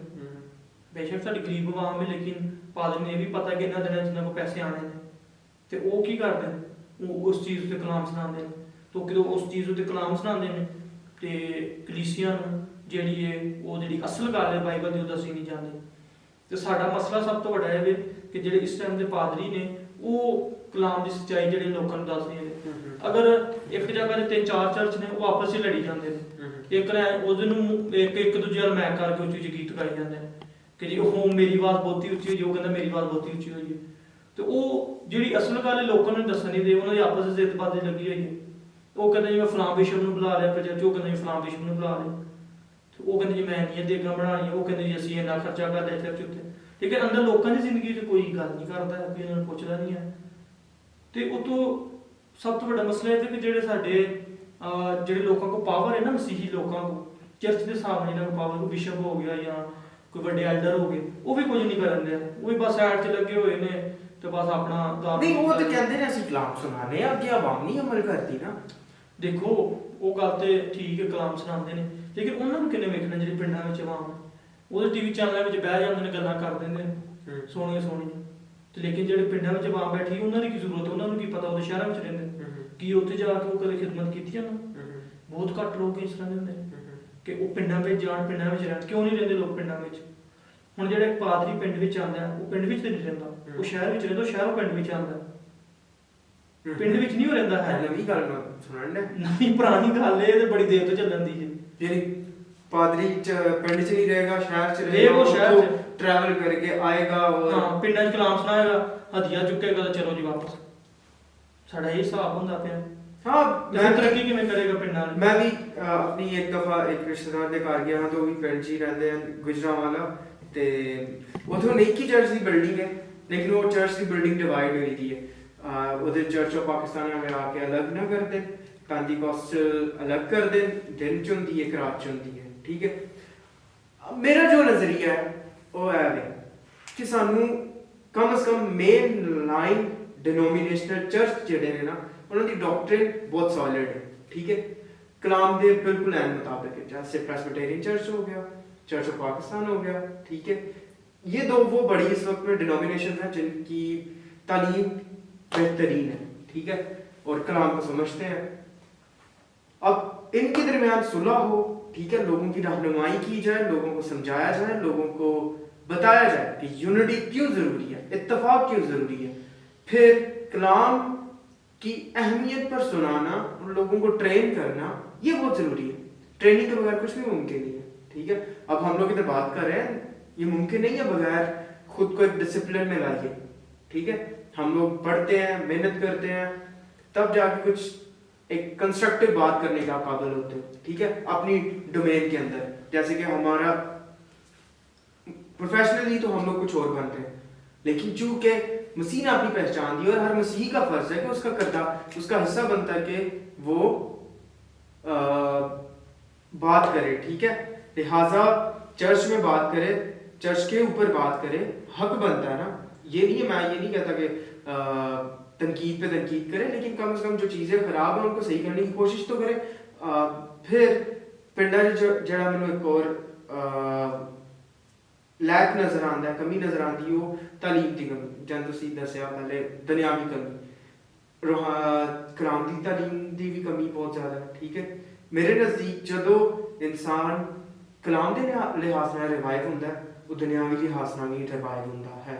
ठीक है, उन्होंने दुनियावी मामला भी बेहतरीन तरीके नाल डील करने आते हैं। तो साडे लोगों को दसदे नहीं है ना ट्रेन करते हैं, तो फिर इसदा हल की है? ਅਸਲ ਵਿੱਚ ਜਿਹੜੀ ਗੱਲ ਤੁਸੀਂ ਕਰਦੇ ਪਏ ਨਾ ਚਰਚਾਂ ਦੀ, ਕਿ ਜਿਹੜੇ ਸਾਡੇ ਮੇਨ ਲਾਈਨ ਲੀਡਰਸ਼ਿਪ ਦੀ ਚਰਚ ਨੇ ਉਹਨਾਂ ਨੂੰ ਤਸਲੀਮ ਦੇਣੀ ਚਾਹੀਦੀ ਹੈ। ਤੁਸੀਂ ਪੁਰਾਣੇ ਜਿੰਨੇ ਵੇਖੋ ਨਾ ਲੋਕ, ਜਿਵੇਂ ਯੂਪੀ ਦੇ ਹੋ ਗਏ ਜਾਂ ਚਰਚ ਪਾਕਿਸਤਾਨ ਦੇ ਹੋ ਗਏ, ਉਹ ਸੋਲਿਡ ਸਨ, ਉਹਨਾਂ ਨੂੰ ਪਤਾ ਸਨ ਚੀਜ਼ਾਂ ਦੀ ਕਿ ਅਸੀਂ ਇਹ ਮੰਨਦੇ ਹਾਂ, ਯੂਪੀ ਵਾਲਿਆਂ ਨੂੰ ਪਤਾ ਅਸੀਂ ਇਹ ਮੰਨਦੇ ਹਾਂ, ਚਰਚ ਪਾਕਿਸਤਾਨ ਨੂੰ ਪਤਾ ਅਸੀਂ ਇਹ ਮੰਨਦੇ ਹਾਂ, ਪੈਂਤੀਕੋਸਤ ਨੂੰ ਪਤਾ ਸਾਡੀ ਇਹ ਤਾਲੀਮ ਅਸੀਂ ਇਹ ਡਾਕਟਰੀ ਨਾਲ ਮੰਨਦੇ ਹਾਂ। ਹੁਣ ਜਿੰਨੇ ਲੋਕ ਆਉਂਦੇ ਪਏ ਨੇ ਨਵੇਂ ਜਿਹੜੇ ਜਿੰਨੇ ਪਾਦਰੀ ਆ ਜਿੰਨੇ ਪਾਸਟਰ ਆਉਂਦੇ ਪਏ ਨੇ, ਤੁਸੀਂ ਜਦ ਪੁੱਛੋ ਜਾ ਕੇ ਉਹਨੂੰ ਨਹੀਂ ਪਤਾ ਕਿ ਚਰਚ ਪਾਕਿਸਤਾਨ ਹੈ ਕੀ, ਕਿੱਥੋਂ ਆਇਆ, ਕੀ ਇਹਦਾ ਹਿਸਟਰੀ, ਕਿਸੇ ਨੂੰ ਨਹੀਂ ਪਤਾ। ਯੂਪੀ ਵਾਲੇ ਨਹੀਂ ਪਤਾ ਯੂਪੀ ਵਾਲੇ ਕਿਉਂ, ਤੇ ਬੈਪਟਿਸਟ ਵਾਲੇ ਨੇ ਨਹੀਂ ਪਤਾ ਬੈਪਟਿਸਟ ਅਸੀਂ ਕੌਣ ਕਿਉਂ। ਮਸਲਾ ਕੀ ਹੈ? ਮਸਲਾ ਹੈ ਕਿ ਉਹਨਾਂ ਨੂੰ ਆਪਣਾ ਆਪ ਨਹੀਂ ਪਤਾ ਹੈ ਕਿ ਜਿਹੜੇ ਪਾਸੇ ਅਸੀਂ ਜਿਹੜੀ ਚਰਚ ਵਿੱਚ ਰਹਿੰਦੇ ਪਏ ਜਾਂ ਖਿਦਮਤ ਕਰਦੇ ਪਏ ਆ, ਉਹਨਾਂ ਨੂੰ ਆਪਣੇ ਚਰਚ ਦਾ ਨਹੀਂ ਪਤਾ, ਜਾਂ ਉਹਨਾਂ ਨੂੰ ਆਪਣੀ ਤਾਲੀਮ ਦਾ ਹੀ ਨਹੀਂ ਪਤਾ ਹੈ ਕਿ ਅਸੀਂ ਦੇਣੀ ਕੀ ਹੈ। ਹੁਣ ਜਿਵੇਂ ਮਿਸਾਲ ਲੈਂਦੇ ਆ ਕਿ ਪ੍ਰੋਸਪੈਰਿਟੀ ਗੋਸਪਲ ਜਿਹੜਾ ਪੈਸੇ ਦੀ ਖੁਸ਼ਖਬਰੀ ਸ਼ੁਰੂ ਹੋਈ, ਉਹ 'ਚ ਜਿੰਨੇ ਡਿਨੋਮੀਨੇਸ਼ਨ ਉਹ ਸਾਰੇ ਪੜ੍ਹਦੇ, ਉਹ ਸਾਰੇ ਹੁਣ ਉਹੀ ਪ੍ਰੀਚ ਕਰਦੇ। ਆਪਣੀ ਡਿਨੋਮੀਨੇਸ਼ਨ ਜਿਹੜੀ ਹਨ ਜਿਹਨਾਂ ਵਿੱਚ ਸੋਲਿਡ ਸਨ ਤੇ ਵਾਕਈ ਹੈ ਸਨ, ਪੁਰਾਣੀ ਕਿਤਾਬਾਂ ਵੇਖੋ ਪੜ੍ਹ ਕੇ ਪਤਾ ਲੱਗਦਾ ਕਿ ਯਾਰ ਵਾਕਈ ਇਹਨਾਂ ਕੰਮ ਕੀਤਾ। ਹੁਣ ਕੀ ਹੈ? ਹੁਣ ਕਿਸੇ ਨੂੰ ਨਹੀਂ ਪਤਾ। ਸਾਰੇ ਹੁਣ ਪ੍ਰੋਸਪੈਰਿਟੀ ਗੋਸਪਲ ਜ਼ਿਆਦਾ ਸੁਣਾਉਂਦੇ ਪਏ ਨੇ, ਸਾਰੇ ਕਹਿੰਦੇ ਮੁਜ਼ਾਹਰ ਕਰਨੇ, ਸਾਰੇ ਗੈਰ ਜ਼ਬਾਨਾਂ ਲੱਗੇ ਹੋਏ ਨੇ, ਤੇ ਕੋਈ ਇੱਕ ਆਪਣੀ ਉਹ ਜਿਹੜੀਆਂ ਉਹਨਾਂ ਜਿਹੜੀ ਅਸਲ ਤਾਲੀਮ ਸੀ ਉਹਨਾਂ ਨੂੰ ਪਤਾ ਹੀ ਨਹੀਂ ਹੈ ਆਪਣੀ ਗੱਲ ਦਾ। ਇਹ ਸਭ ਤੋਂ ਵੱਡਾ ਮਸਲਾ ਹੈ ਇਸ ਟਾਈਮ ਦਾ, ਕਿ ਲੋਕਾਂ ਨੂੰ ਆਪਣਾ ਆਪ ਨਹੀਂ ਪਤਾ ਕਿ ਅਸੀਂ ਹੈ ਕੌਣ, ਕਿ ਅਸੀਂ ਆਏ ਕਿੱਥੋਂ ਆ ਤੇ ਜਾਣਾ ਕਿੱਥੇ ਹੈ। ਬਸ ਲੱਗੇ ਹੋਏ ਨੇ ਦੋ ਬਸ ਜੋ ਸਮਝ ਆ ਰਿਹਾ ਬਸ ਕਰੀ ਜਾ ਰਹੇ ਨੇ। ਇੱਕ ਬੰਦੇ ਨੇ ਅਗਰ ਟੀਵੀ ਤੇ ਆ ਗਿਆ, ਦੂਸਰਾ ਕੁਛ ਕਰ ਦਵਾਂ ਵੀ ਟੀਵੀ ਤੇ ਆ ਗਿਆ। ਹਾਂ, ਤੇ ਇਹ ਇੱਕ ਬੜਾ ਮਸਲਾ ਹੈ ਨਾ। ਤੇ ਫਿਰ ਮਸਲੇ ਫਿਰ ਇਸ ਤਰ੍ਹਾਂ ਵੱਧਦੇ ਨੇ ਕਿ ਲੋਕ ਫਿਰ ਤਾਲੀਮ ਕਿੱਥੋਂ ਆਏਗੀ? ਜਦੋਂ ਆਪਣਾ ਆਪ ਤੋਂ ਹੀ ਵਿਖਾਓਗੇ ਫਿਰ ਤਾਲੀਮ ਨਹੀਂ ਆਏਗੀ। ਜਦੋਂ ਤੁਸੀਂ ਖੁਦਾ ਦਾ ਜਲਾਲ ਜ਼ਾਹਿਰ ਕਰਨਾ ਫਿਰ ਤੁਸੀਂ ਕੰਮ ਕਰੋਗੇ ਤੇ ਫਿਰ ਤੁਸੀਂ ਸੈਟੀਸਫਾਈਡ ਹੋਵੋਗੇ ਵਾਕਈ ਹੁਣ ਮੈਂ ਖੁਦਾ 'ਚ ਕੰਮ ਕਰਨਾ। ਲੇਕਿਨ ਜਦੋਂ ਤੁਸੀਂ ਆਪਣਾ ਆਪ ਵਿਖਾਣਾ ਤੇ ਫਿਰ ਕੀ ਹੋਣਾ? ਫਿਰ ਤੁਸੀਂ ਉਹ ਤਾਲੀਮ ਨਹੀਂ ਦਿਓਗੇ ਜਿਹੜੀ ਖੁਦਾ ਦਾ ਕਲਾਮ ਕਹਿੰਦਾ, ਫਿਰ ਤੁਸੀਂ ਉਹ ਤਾਲੀਮ ਦਿਓਗੇ ਜਿਹੜੀ ਲੋਕਾਂ ਨੂੰ ਖੁਸ਼ ਕਰਨ ਵਾਲੀ। ਹੁਣ ਮੇਰੇ ਇੱਕ ਅਗਲੀ ਗੱਲ ਇਹ ਹੋਏਗੀ ਕਿ ਬਾਸ ਲੋਕ ਆਖਣਗੇ ਕਿ ਮੁੰਡਿਆਂ ਨੂੰ ਕੁਝ ਹੋਰ ਕਰਨ ਨੂੰ ਮਿਲਿਆ ਨਹੀਂ ਹੈ ਤੇ ਇਹ ਬਾਈਬਲ ਤੁਰ ਗਏ ਜਾਂ ਇਹਦੇ 'ਚ ਜਾਈ ਜਾਂਦੇ ਪਏ ਨੇ, ਠੀਕ ਹੈ। ਤੇ ਤੁਸੀਂ ਇਸ ਚੀਜ਼ ਨੂੰ ਕਹਿਣ ਰੱਦ ਕਰੋਗੇ ਕਿਸੇ ਦੇ ਵੀ ਆਰਗੂਮੈਂਟ ਨੂੰ ਕਿ ਨੌਜਵਾਨ ਬਾਈਬਲ ਪੜ੍ਹਦੇ ਨੇ, ਠੀਕ ਹੈ, ਕੋਸ਼ਿਸ਼ ਕਰਨ ਦੇ ਕੁਝ ਸਿੱਖਣ ਦੀ, ਤੁਸੀਂ ਇਸ ਚੀਜ਼ ਨੂੰ ਇਨਕਰੇਜ ਕਿੰਝ ਕਰੋਗੇ ਔਰ ਐਸੇ ਸ਼ਖਸ ਨੂੰ ਜਵਾਬ ਕਿੰਝ ਦੋਗੇ? ਅਕਸਰ ਕਹਿੰਦੇ ਨੇ ਨੌਜਵਾਨ ਨੂੰ ਕੁਝ ਕਰਨ ਨੂੰ ਨਹੀਂ ਮਿਲਦਾ ਹੈਗਾ, ਚਲੋ ਬਾਈਬਲ ਲਾ ਕੇ ਚੰਗੀ ਗੱਲ ਹੈ, ਅੱਛਾ ਮਕਸਦ ਮਿਲ ਗਿਆ ਕਹਿੰਦੇ। ਫਿਰ ਇੱਕ ਦੋ ਆਰਗੂਮੈਂਟ ਮੈਂ ਹੋਰ ਸੁਣਿਆ, ਬਹੁਤ ਅਜੀਬ ਆਰਗੂਮੈਂਟ, ਕਿ ਇਹਨਾਂ ਦੀ ਜਦੋਂ ਸ਼ਾਦੀਆਂ ਹੋਣਗੀਆਂ ਇਹ ਉਦੋਂ ਵੇਖਣਗੇ ਕਿ ਜ਼ਿੰਦਗੀ ਦੀ ਰਿਐਲਿਟੀ ਕੀ ਹੈ, ਠੀਕ है, असल जिंदगी हो तो पता चलेगी। अजीब किस्म की बात है। नौजवानी में नहीं कि आपको जिंदगी का पता कि जिंदगी क्या, जिंदगी हमेशा से ही मुश्किल है। जैसे आप होश संभालते हैं जिंदगी मुश्किल होती है। सो आप ऐसे लोगों को क्या जवाब देंगे? असल जो पहली गल है कि बाइबल से नजर आता है यसू मसीह भी जो तलीम देने लगा ना, तो लोग क्या कि वो ये कितों उठ के ये साने सी ਨੂੰ ਜਾਣਨੇ ਆ, ਇਹਦੀਆਂ ਭੈਣਾਂ ਸਾਡੇ ਵੱਲ ਵਿਆਹੀਆਂ ਹੋਈਆਂ ਨੇ, ਇਹ ਜਾਣਦੇ ਤੇ ਉਹਦਾ ਯੂਸਫ ਦਾ ਬੇਟਾ ਨਹੀਂ ਆਇਆ, ਸਾਨੂੰ ਉੱਠ ਕੇ ਗੱਲਾਂ ਕਰਦਾ ਪਿਆ। ਉਹ ਕਹਿੰਦੇ ਤੂੰ ਸਾਡੇ ਬਾਪ ਇਬਰਾਹਿਮ ਤੋਂ ਵੱਡਾ, ਤੂੰ ਸਾਨੂੰ ਉੱਠ ਕੇ ਗੱਲਾਂ ਕਰਨਾ ਪਿਆ। ਪਹਿਲੀ ਗੱਲ ਹੈ ਕਿ ਜਿਹੜਾ ਬੰਦਾ ਇਹਦੀ ਗੱਲ ਕਰਦਾ ਹੈ ਨਾ, ਉਹ ਆਪ ਵੀ ਉਹਦੀ ਜਿਹੜੀ ਔਲਾਦ ਹੈ ਉਹ ਸਹੀ ਨਹੀਂ ਹੁੰਦੀ। ਜਿੱਥੋਂ ਮਰਜ਼ੀ ਪਤਾ ਕਰ ਲਓ, ਤੁਸੀਂ ਕਿ ਕਲੋਨੀ ਚੱਲ ਜਾਓ, ਜਿਹੜਾ ਬੰਦਾ ਉੱਠ ਕੇ ਗੱਲਾਂ ਕਰਦਾ ਹੈ ਕਿ ਇਹ ਨੌਜਵਾਨ ਇਸ ਤਰ੍ਹਾਂ ਕਰਦਾ ਹੈ, ਇਹ ਬਹੁਤਾ ਪਾਦਰੀ ਬਣਾਉਂਦੇ ਆ, ਉਹਨੂੰ ਪੁੱਛੋ ਤੇਰਾ ਮੁੰਡਾ ਕੀ ਕਰਦਾ ਪਿਆ ਜਾਂ ਤੇਰੀ ਕੁੜੀ ਕੀ ਕਰਦੀ ਪਈ ਹੈ। ਆਪ ਉਹਦਾ ਮੁੰਡਾ ਚਰਚ ਸ਼ਰਾਬ ਪੀ ਕੇ ਨਾਲੇ ਜੀ ਡਿੱਗਾ ਹੁੰਦਾ, ਤੁਸੀਂ ਉਹਨੂੰ ਕਹਿ ਰਹੇ ਹੋ ਭਾਈ ਸਾਹਿਬ ਆਪਣੇ ਮੁੰਡੇ ਨੂੰ ਵੇਖੋ। ਤੁਸੀਂ ਹੁਣ ਵੇਖੋ ਨਾ, ਜਿੰਨੇ ਐਲਡਰ ਨੇ ਚਰਚ ਦੇ ਜਾਂ ਜਿੰਨੇ ਪਾਦਰੀ ਨੇ, ਕੀ ਉਹਨਾਂ ਦੀ ਔਲਾਦਾਂ ਕੀ ਕਰਦੀਆਂ ਪਈਆਂ? ਫਾਰਮ ਕੋਈ ਕੰਮ ਨਹੀਂ ਆ ਉਹਨਾਂ ਨੂੰ, ਬਸ ਜਾਂਦੇ ਨੇ, ਮਸ਼ਹੂਰ ਹੁੰਦੇ ਨੇ ਕਲੀਸਿਆ ਵਿੱਚ, ਬਸ ਆਪਣਾ ਆਪ ਵਿਖਾਉਂਦੇ ਨੇ। ਪਹਿਲੀ ਗੱਲ ਇਹ ਵੀ ਕਿ ਅਗਰ ਕੋਈ ਬੰਦਾ ਇਹ ਗੱਲ ਕਹਿੰਦਾ ਨਾ ਕਿ ਯਾਰ ਕਿ ਤੁਸੀਂ ਪਾਦਰੀ ਜ਼ਿਆਦਾ ਬਣਦੇ ਜਾਂ ਬਾਈਬਲ ਦਾ ਜ਼ਿਆਦਾ ਜਾਣਦੇ ਪਏ ਹੋ, ਤਾਂ ਉਹਨੂੰ ਫਿਰ ਤੁਸੀਂ ਪੁੱਛੋਗੇ ਤੁਸੀਂ ਦੱਸੋ ਸਹੀ ਰਸਤਾ ਕੀ ਹੈ, ਕਿੱਧਰ ਜਾਈਏ? ਜੇ ਅਗਰ ਤੁਸੀਂ ਕਹਿੰਦੇ ਕਿ ਬਾਈਬਲ ਦਾ ਸਾਨੂੰ ਨਹੀਂ ਜਾਣਾ ਚਾਹੀਦਾ ਜਾਂ ਬਾਈਬਲ ਲਈ ਬਹੁਤਾ ਜਾਣਾ ਪਏ, ਸਾਨੂੰ ਕਿੱਥੇ ਜਾਣਾ ਚਾਹੀਦਾ? ਜਾਂ ਫਿਰ ਸਾਨੂੰ ਉਹਨਾਂ ਲੋਕਾਂ ਵਗੋਂ ਜਿਹੜੇ ਆ ਆਪਣੇ ਕ੍ਰਿਸਚਨ ਕਲੋਨੀਆਂ ਵਿੱਚ ਜਿਹੜੇ ਨੇ ਉਹ ਸ਼ਰਾਬਾਂ ਪੀ ਕੇ ਚਰਸਾਂ ਪੀ ਕੇ ਡਿੱਗੇ ਹੁੰਦੇ ਨੇ, ਉਹਨਾਂ ਕੋਲ ਵੀ ਬਣ ਗਈ। ਸਾਨੂੰ ਖੁਸ਼ ਹੋਣਾ ਚਾਹੀਦਾ ਕਿ ਯਾਰ ਸਾਡੇ ਬੰਦੇ ਵੇਖੋ ਅੱਗੇ ਜਾ ਰਹੇ ਬਾਈਬਲ ਨੂੰ ਸਮਝਣ। ਜੈਲਸੀ ਫੈਕਟਰ, ਜੈਲਸੀ ਬਹੁਤ, ਜੈਲਸੀ ਦੇਖੋ, ਜੈਲਸੀ ਜਿਹੜੀ ਉਹ ਹੈ ਵੀ ਕਿਉਂਕਿ ਉਹਨੂੰ ਪਤਾ ਕਿ ਯਾਰ ਮੇਰਾ ਮੁੰਡਾ ਆਪ ਇਸ ਕਾਬਲ ਨਹੀਂ ਹੈ, ਉਹ ਆਪ ਬਾਈਬਲ ਨੂੰ ਸਮਝਦਾ ਹੈ। ਤੇ ਸਾਥ ਫਿਰ ਅਗਰ ਕੋਈ ਦੂਸਰੇ ਨੂੰ ਵੇਖੇਗਾ ਕਿ ਉਹ ਯਾਰ ਬਾਈਬਲ ਨੂੰ ਪੜ੍ਹਦਾ ਹੈ, ਉਹ ਬਾਈਬਲ ਨੂੰ ਜਾਣਦਾ ਹੈ, ਉਹਨੂੰ ਅਕਲ ਆ ਗਈ, ਉਹਨੂੰ ਮੱਤ ਆ ਗਈ ਬਾਈਬਲ ਪੜ੍ਹ ਕੇ, ਤੇ ਉਹਨੇ ਤੇ ਫਿਰ ਜੈਲਸ ਹੋਣਾ ਹੀ ਹੋਣਾ। ਉਹਨੇ ਤੇ ਫਿਰ ਤੁਹਾਨੂੰ ਕਹਿਣਾ ਹੀ ਹੈ ਕਿ ਤੁਸੀਂ ਬਹੁਤੇ ਪਾਦਰੀ ਬਣਾਉਂਦੇ। ਕਿਉਂ? ਕਿਉਂਕਿ ਉਹਦੀ ਔਲਾਦ ਜਿਹੜੀ ਆਪ ਉਸ ਪਾਸੇ नहीं आती। सही है। तो यानी मेरे नज़दीक अगर आप ऐसे शख्स को जवाब देना चाहते हैं तो आप बाइबल का ही इस्तेमाल करें। और जितने भी अंबिया नौजवानी में खुदा ने इस्तेमाल किया, खुद यसू मसीह की खिदमत नौजवानी में, बेशतर उनमें से नौजवान थे। तो ਜੀ ਜੀ ਤੁਹਾਨੂੰ ਲੋਕਾਂ ਕਿੰਨੇ ਆਖਿਆ ਕਿ ਤੁਸੀਂ ਬੇਸ਼ੁਮਾਰ ਲੋਕ कहते हैं क्योंकि ਉਹ ਬੰਦੇ ਤੁਸੀਂ ਸਾਹਮਣੇ ਲਿਆਓ ਹੂੰ। ਤੇ ਉਹਨੂੰ ਪੁੱਛੋ ਤੇਰੀ ਔਲਾਦ ਕੀ ਕਰਦੀ ਪਈ। ਹੂੰ। ਮੈਨੂੰ ਪਤਾ ਕਿੰਨਾ ਲੋਕਾਂ ਨੇ ਆਖਿਆ ਤੇ ਮੈਂ ਉਹਨੂੰ ਜਾਣਨਾ ਵੀ ਹੈ ਹੂੰ। ਤੇ ਉਹਨਾਂ ਨੂੰ ਔਲਾਦ ਦਾ ਵੀ ਪਤਾ ਕੀ ਕਰਦੀ ਪਈ। ਰੋਜ਼ ਆਏ ਜਾਏ ਉਹ ਕਿੱਥੇ ਫੜੇ ਜਾਂਦੇ ਨੇ ਸ਼ਰਾਬ ਵਿੱਚ ਚਰਸ ਪੀਂਦੇ ਪਏ ਨੇ। ਲੇਕਿਨ ਅਗਰ ਤੁਸੀਂ ਬਾਈਬਲ ਲਾਇਓ ਨਾ ਤੁਹਾਨੂੰ ਕੱਲ ਚੀਜ਼ ਯਾਰ ਚਲੋ ਅੱਛੇ ਲੋਕ ਨੇ ਉਹਨੂੰ ਕਹਿਣਾ ਚਾਹੀਦਾ ਯਾਰ ਬੇਟਾ ਤੁਸੀਂ ਮੇਰੇ ਮੁੰਡੇ ਨੂੰ ਮਿਲਿਆ ਕਰੋ ਬਾਈਬਲ ਦੇ ਬਾਰੇ ਦੱਸਿਆ चलो हाँ गुड हो गया सो एक और फनी सवाल है क्या पादरी हजरात ਨੂੰ ਟਿਕਟੌਕ ਦਾ ਇਸਤੇਮਾਲ ਕਰਨਾ ਚਾਹੀਦਾ ਜਾਂ ਚਰਚ ਜਿਹੜੇ ਆਏ ਨੇ ਉਹਨਾਂ ਨੂੰ ਟਿਕਟੌਕ ਦਾ ਇਸਤੇਮਾਲ ਕਰਨਾ ਚਾਹੀਦਾ ਗੌਸਪਲ ਫੈਲਾਉਣ ਵਾਸਤੇ ਜਾਂ ਅੱਛੀਆਂ ਗੱਲਾਂ ਦੱਸਣ ਵਾਸਤੇ ਟਿਕਟੌਕ 'ਚ ਡਾਂਸ TikTok ਨਹੀਂ ਕਰਨਾ ਚਾਹੀਦਾ ਮੈਂ ਕਹਿੰਦਾ ਟਿਕਟੌਕ ਹੋ ਗਿਆ ਜਾਂ ਅੱਗੇ ਪਿੱਛੇ ਜਿਹੜੀਆਂ ਵੀ ਐਪਸ ਨੇ ਟਿਕਟੌਕ को इस्तेमाल करना एक अलग ਗੱਲ ਹੈ ਤੇ ਟਿਕਟੌਕ 'ਚ ਡਾਂਸ ਨਹੀਂ ਕਰਨਾ ਚਾਹੀਦਾ।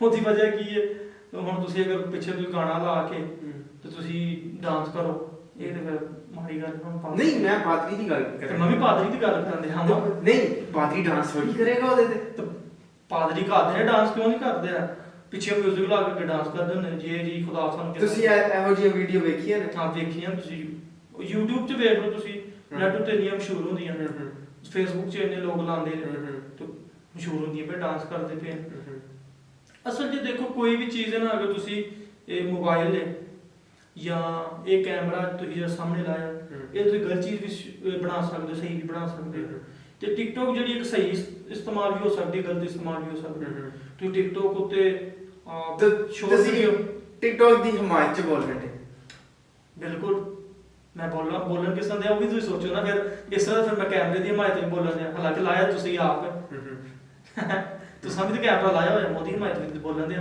ਉਹ ਨਹੀਂ ਤੁਸੀਂ ਵੇਖਣ ਦੇ ਹੁਣ ਮਸਲਾ ਕੀ ਹੈ ਮਸਲਾ ਇਹ ਵੇ ਕਿ ਟਿਕਟੌਕ ਦੇਖੋ ਇੱਕ ਸ਼ਾਰਟ ਵੀਡੀਓ 5 ਮਿੰਟ ਦੀ 6 ਮਿੰਟ ਦੀ ਵੀਡੀਓ ਤੁਸੀਂ ਅਕਸਰ ਵੇਖੋਗੇ ਨਾ ਉਹਦੇ ਉੱਤੇ ਨਾ ਲੋਕ ਉਹ ਜਿਹੜੇ ਪਾਕਿਸਤਾਨ 'ਚ ਨੇ ਉਹ ਅਕਸਰ ਮੌਲਵੀਆਂ ਦੀ ਜਾਂ ਜਿਹੜੇ ਹਿੰਦੂ ਨੇ ਉਹ ਆਪਣੇ ਉਹ ਕਿ ਪੰਡਤ ਹੁੰਦੇ ਨੇ ਉਹਨਾਂ ਦੀ ਵੀਡੀਓ ਲਾ ਦਿੰਦੇ ਨੇ ਅੱਗੇ ਤੇ ਤੁਸੀਂ ਇਸ ਤਰ੍ਹਾਂ ਵੀ ਇਸਤੇਮਾਲ ਕਰ ਸਕਦੇ ਹੋ ਜਿਹੜੇ ਤੁਹਾਡੇ ਪਾਦਰੀ ਨੇ ਤੁਸੀਂ ਇਹਦੇ ਸ਼ਾਰਟ ਵੀਡੀਓ ਬਣਾ ਕੇ ਜਿਹੜੀ ਕੋਈ ਖਾਸ ਗੱਲ ਪਹੁੰਚਾਣੀ ਹੈ ਤੁਸੀਂ ਦੂਸਰੇ ਲੋਕਾਂ ਨੂੰ ਮਜ਼ਹਬ ਦੇ ਬਾਰੇ ਤੇ ਤੁਸੀਂ ਉਹ ਪਹੁੰਚਾ ਸਕਦੇ ਹੋ ਫਰਜ਼ ਕਰੋ ਕੋਈ ਬੰਦਾ ਕਹਿੰਦਾ ਜੀ ਸ਼ਰਾਬ ਜਿਹੜੀ ਲੋਕ ਇਹ ਸ਼ਰਾਬ ਕਹਿੰਦੇ ਜੀ ਹਰਾਮ ਮਸੀਤ ਵਿੱਚ ਹਾਲਾਂਕਿ ਹਰਾਮ ਹੈ ਤੁਸੀਂ ਉਸ ਵੀਡੀਓ ਨੂੰ ਇੰਜ ਕਿਸੇ ਆਲਮ ਨੇ ਗੱਲ ਕੀਤੀ ਹੈ ਕੋਈ ਪਾਦਰੀ ਨੇ ਗੱਲ ਕੀਤੀ ਤੁਸੀਂ ਉਹ ਚਲਾ ਸਕਦੇ ਹੋ ਲੋਕਾਂ ਨੂੰ ਦੱਸ ਸਕਦੇ ਹੋ ਤੁਸੀਂ ਇਸ ਨਾਲ ਖੁਦਾ ਦਾ ਕਲਾਮ ਤੇ ਦੂਸਰਿਆਂ ਤੱਕ ਪਹੁੰਚਾ ਸਕਦੇ ਸ਼ਾਰਟ ਵੀਡੀਓ ਲਾ YouTube ਵੇਖ ਲਓ YouTube 'ਚ ਗਲਤ ਚੀਜ਼ਾਂ ਵੀ ਆਣ ਸਹੀ ਚੀਜ਼ਾਂ ਵੀ ਆਣ ਮਜ਼ੇ ਦੀ ਗੱਲ ਹੈ ਮੈਂ ਜ਼ਾਤੀ ਤੌਰ ਤੇ ਮੈਂ ਟਿਕਟੌਕ ਕਦੀ ਵੀ ਡਾਊਨਲੋਡ ਹੀ ਨਹੀਂ ਕੀਤਾ ਜਦੋਂ ਮੈਂ ਸੈਕੰਡ ਈਅਰ 'ਚ ਹਾਂ ਜਦੋਂ ਮੈਂ ਫੋਨ ਲਿਆ ਤੇ ਉਸ ਤੋਂ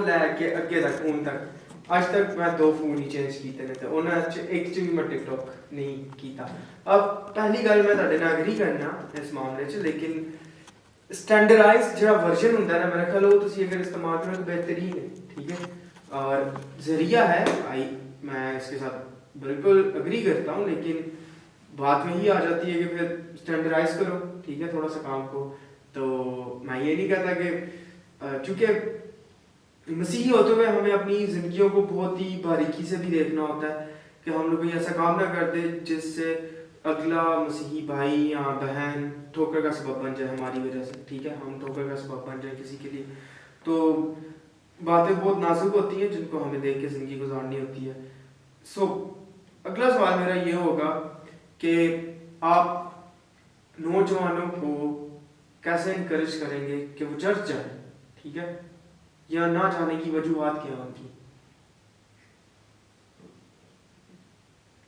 असल च ਜਿਹੜੀ ਨੌਜਵਾਨ ਸਾਡੀ ਨਸਲ ਹੈ ਨਾ ਉਹਨਾਂ ਨੂੰ ਇਸ ਟਾਈਮ 'ਚ ਨਾ ਸਭ ਤੋਂ ਪਹਿਲੀ ਗੱਲ ਇਹ ਹੈ ਕਿ ਉਹਨਾਂ ਦੇ ਵੇਖਣ ਦੇ ਉਹਨਾਂ ਦੇ ਮਸਲੇ ਕੀ ਨੇ ਹੁਣ ਇੱਕ ਪਾਦਰੀ ਜਿਹੜਾ ਉਹ 1990 ਵਿੱਚ ਇੱਕ ਪਾਦਰੀ ਬਣਿਆ ਬੰਦਾ ਹੁਣ ਉਹ ਜਿਹੜੀ ਉਹ ਤਾਲੀਮ ਦਿੰਦਾ ਪਿਆ ਉਹ ਤਾਲੀਮ ਬੇਸ਼ੱਕ ਉਹ ਆਪਣੀ ਡਿਨੋਮੀਨੇਸ਼ਨ ਦੇ ਮੁਤਾਬਕ ਸਹੀ ਦਿੰਦਾ ਪਿਆ ਕਿਸੇ ਵੀ ਚਰਚ ਦਾ ਹੋ ਸਕਦਾ ਪਾਕਿਸਤਾਨ ਯੂਪੀ ਦਾ ਜਾਂ ਬੈਪਟਿਸਟ ਹੋ ਸਕਦਾ ਰਿਫਾਰਮਡ ਹੋ ਸਕਦਾ ਕੋਈ ਵੀ ਗੱਲ ਤੇ ਸਹੀ ਕਰ ਰਿਹਾ ਲੇਕਿਨ ਉਹਨੂੰ ਇਹ ਨਹੀਂ ਪਤਾ ਹੈ ਕਿ ਜਿਹੜੀ ਥੱਲੇ ਯੂਥ ਬੈਠੀ ਹੈ ਉਹਦਾ ਮਸਲਾ ਕੀ ਕਿਉਂਕਿ ਜਦੋਂ ਉਹ ਨੌਜਵਾਨ ਸੀ ਜਦੋਂ ਪਾਦਰੀ ਬਣਿਆ ਸੀ ਨਾ 1990 ਚ 1980 ਚ 1985 ਚ ਉਸ ਟਾਈਮ ਉਹਨਾਂ ਦੇ ਮਸਲੇ ਫਰਕ ਸਨ ਹੁਣ ਜਿਹੜੀ ਨਸਲ ਹੈ ਉਹਨਾਂ ਦੇ ਮਸਲੇ ਫਰਕ ਨੇ ਤੁਹਾਡੇ ਮਸਲੇ ਮੇਰੇ ਮਸਲੇ ਫਰਕ ਨੇ ਹੁਣ ਜਿਹੜੀ ਅੱਗੋਂ ਔਲਾਦ ਪੈਦਾ ਹੋਣ ਵਾਲੀ ਜਾਂ ਪੈਦਾ ਹੋ ਰਹੀ ਹੈ ਜਾਂ ਜਿਹੜੇ ਬੱਚੇ ਨੇ ਛੋਟੇ ਉਹਨਾਂ ਦੇ ਮਸਲੇ ਫਰਕ ਨੇ ਪਹਿਲੀ ਗੱਲ ਇਹ ਹੈ ਕਿ ਉਹਨਾਂ ਦੇ ਮਸਲਿਆਂ ਨੂੰ ਵੇਖਣ ਦੀ ਜ਼ਰੂਰਤ ਹੈ ਕਿ ਉਹਨਾਂ ਦੇ ਮਸਲੇ ਕੀ ਨੇ। ਤੁਸੀਂ ਅਕਸਰ ਵੇਖੋ ਇਸ ਟਾਈਮ 'ਚ ਸਾਡੇ ਚਰਚ ਵਿੱਚ ਸਭ ਤੋਂ ਜ਼ਿਆਦਾ ਕਿਹੜੇ ਲੋਕ ਹੁੰਦੇ ਨੇ? ਨੌਜਵਾਨ ਬਹੁਤ ਘੱਟ ਹੁੰਦੇ ਨੇ। ਬਹੁਤ ਜ਼ਿਆਦਾ ਲੋਕ 30-35 ज्यादा बुजुर्ग होते हैं 35-40 ਸਾਲ ਦੇ। ਹਾਂ, ਤੇ ਉਹ ਲੋਕਾਂ ਵਿੱਚ ਸਭ ਤੋਂ ਜ਼ਿਆਦਾ ਕੌਣ ਹੁੰਦੀਆਂ ਨੇ? ਔਰਤਾਂ। ਉਹਨਾਂ ਔਰਤਾਂ ਵਿੱਚ ਸਭ ਤੋਂ ਜ਼ਿਆਦਾ ਕਿਹੜੀਆਂ ਔਰਤਾਂ ਹੁੰਦੀਆਂ ਜਿਹੜੀਆਂ ਸ਼ਾਦੀशुदा ਹੁੰਦੀਆਂ, ਜਿਹੜੀਆਂ ਜ਼ਿਆਦਾ 30 ਸਾਲ 35 ਸਾਲ ਦੀਆਂ ਹੁੰਦੀਆਂ ਨੇ। ਮਰਦ ਵੇਖ ਲਓ ਉਹ ਵੀ ਇੰਨੇ ਹੁੰਦੇ, ਨੌਜਵਾਨ ਬਹੁਤ ਘੱਟ ਹੁੰਦੇ। ਚਰਚ ਲੱਗਿਆ ਨੌਜਵਾਨ ਉੱਥੇ ਆਪਸ 'ਚ ਮੋਬਾਈਲ ਇਸਤੇਮਾਲ ਕਰ ਰਹੇ ਖਲੋਤੇ ਹੋਏ ਐਵੇਂ ਫਜ਼ੂਲ ਵਿੱਚ। ਜਾਂ ਕੋਈ ਨੌਜਵਾਨ ਜਾਂਦੇ ਵੀ ਹੈ ਨੇ ਤੇ ਉਹਨਾਂ ਦਾ ਮਕਸਦ ਜਿਹੜਾ ਉਹ ਚਰਚ ਜਾਣਾ ਜਾਂ ਬਾਈਬਲ ਨੂੰ ਸਿੱਖਣਾ ਨਹੀਂ ਹੁੰਦਾ, ਉਹ ਫਿਰ ਹੋਰ ਕੋਈ ਮਕਸਦਾਂ 'ਚ ਜਾਂਦੇ ਨੇ। ਇਹ ਨਹੀਂ ਮੈਂ ਕਹਿੰਦਾ ਪਿਆ ਕਿ ਸਾਰੇ ਨੌਜਵਾਨ ਗਲਤ ਨੇ, ਇੱਕ ਮੈਂ ਓਵਰਆਲ ਗੱਲ ਕਰਨਾ ਪਿਆ। ਅਗਰ ਤੁਸੀਂ ਵੇਖੋ ਨਾ ਇਸ ਟਾਈਮ ਮਸਲਾ ਇਹ ਚੱਲਣ ਦਿਆ ਕਿ ਜਿਹੜੇ ਹੁਣ ਪਾਸਟਰ ਨੇ ਜਾਂ ਜਿਹੜੇ ਖਾਦਮੀਨ ਨੇ ਉਹਨਾਂ ਨੂੰ ਇਹ ਨਹੀਂ ਪਤਾ ਕਿ ਜਿਹੜੇ ਇਸ ਟਾਈਮ ਦੇ ਨੌਜਵਾਨ ਉਹਨਾਂ ਦੇ ਮਸਲੇ ਕੀ ਨੇ, ਉਹ ਕਿਹੜੇ ਮਸਲਿਆਂ 'ਚ ਫਸੇ ਹੋਏ ਨੇ, ਉਹ ਕਿਹੜੇ ਮਸਲਿਆਂ ਨੂੰ ਫੇਸ ਕਰਦੇ ਪਏ ਨੇ ਤੇ ਕਿਹੜੇ ਮਸਲਿਆਂ ਦੇ ਬਾਰੇ ਸਾਨੂੰ ਉਹਨਾਂ ਨੂੰ ਦੱਸਣ ਦੀ ਜ਼ਰੂਰਤ ਹੈ। ਕਿ ਉਹਨਾਂ ਦੇ ਉਹ ਮਸਲੇ ਹਾਈਲਾਈਟ ਕਰੋ। ਫਰਜ਼ ਕਰੋ ਇੱਕ ਮਿਸਾਲ ਹੈ, ਸਭ ਤੋਂ ਵੱਡਾ ਇਸ ਟਾਈਮ ਮਸਲਾ ਕੀ ਹੈ ਨੌਜਵਾਨਾਂ ਦਾ? ਇੱਕ ਮੁਹੱਬਤ 'ਚ ਨਾਕਾਮੀ।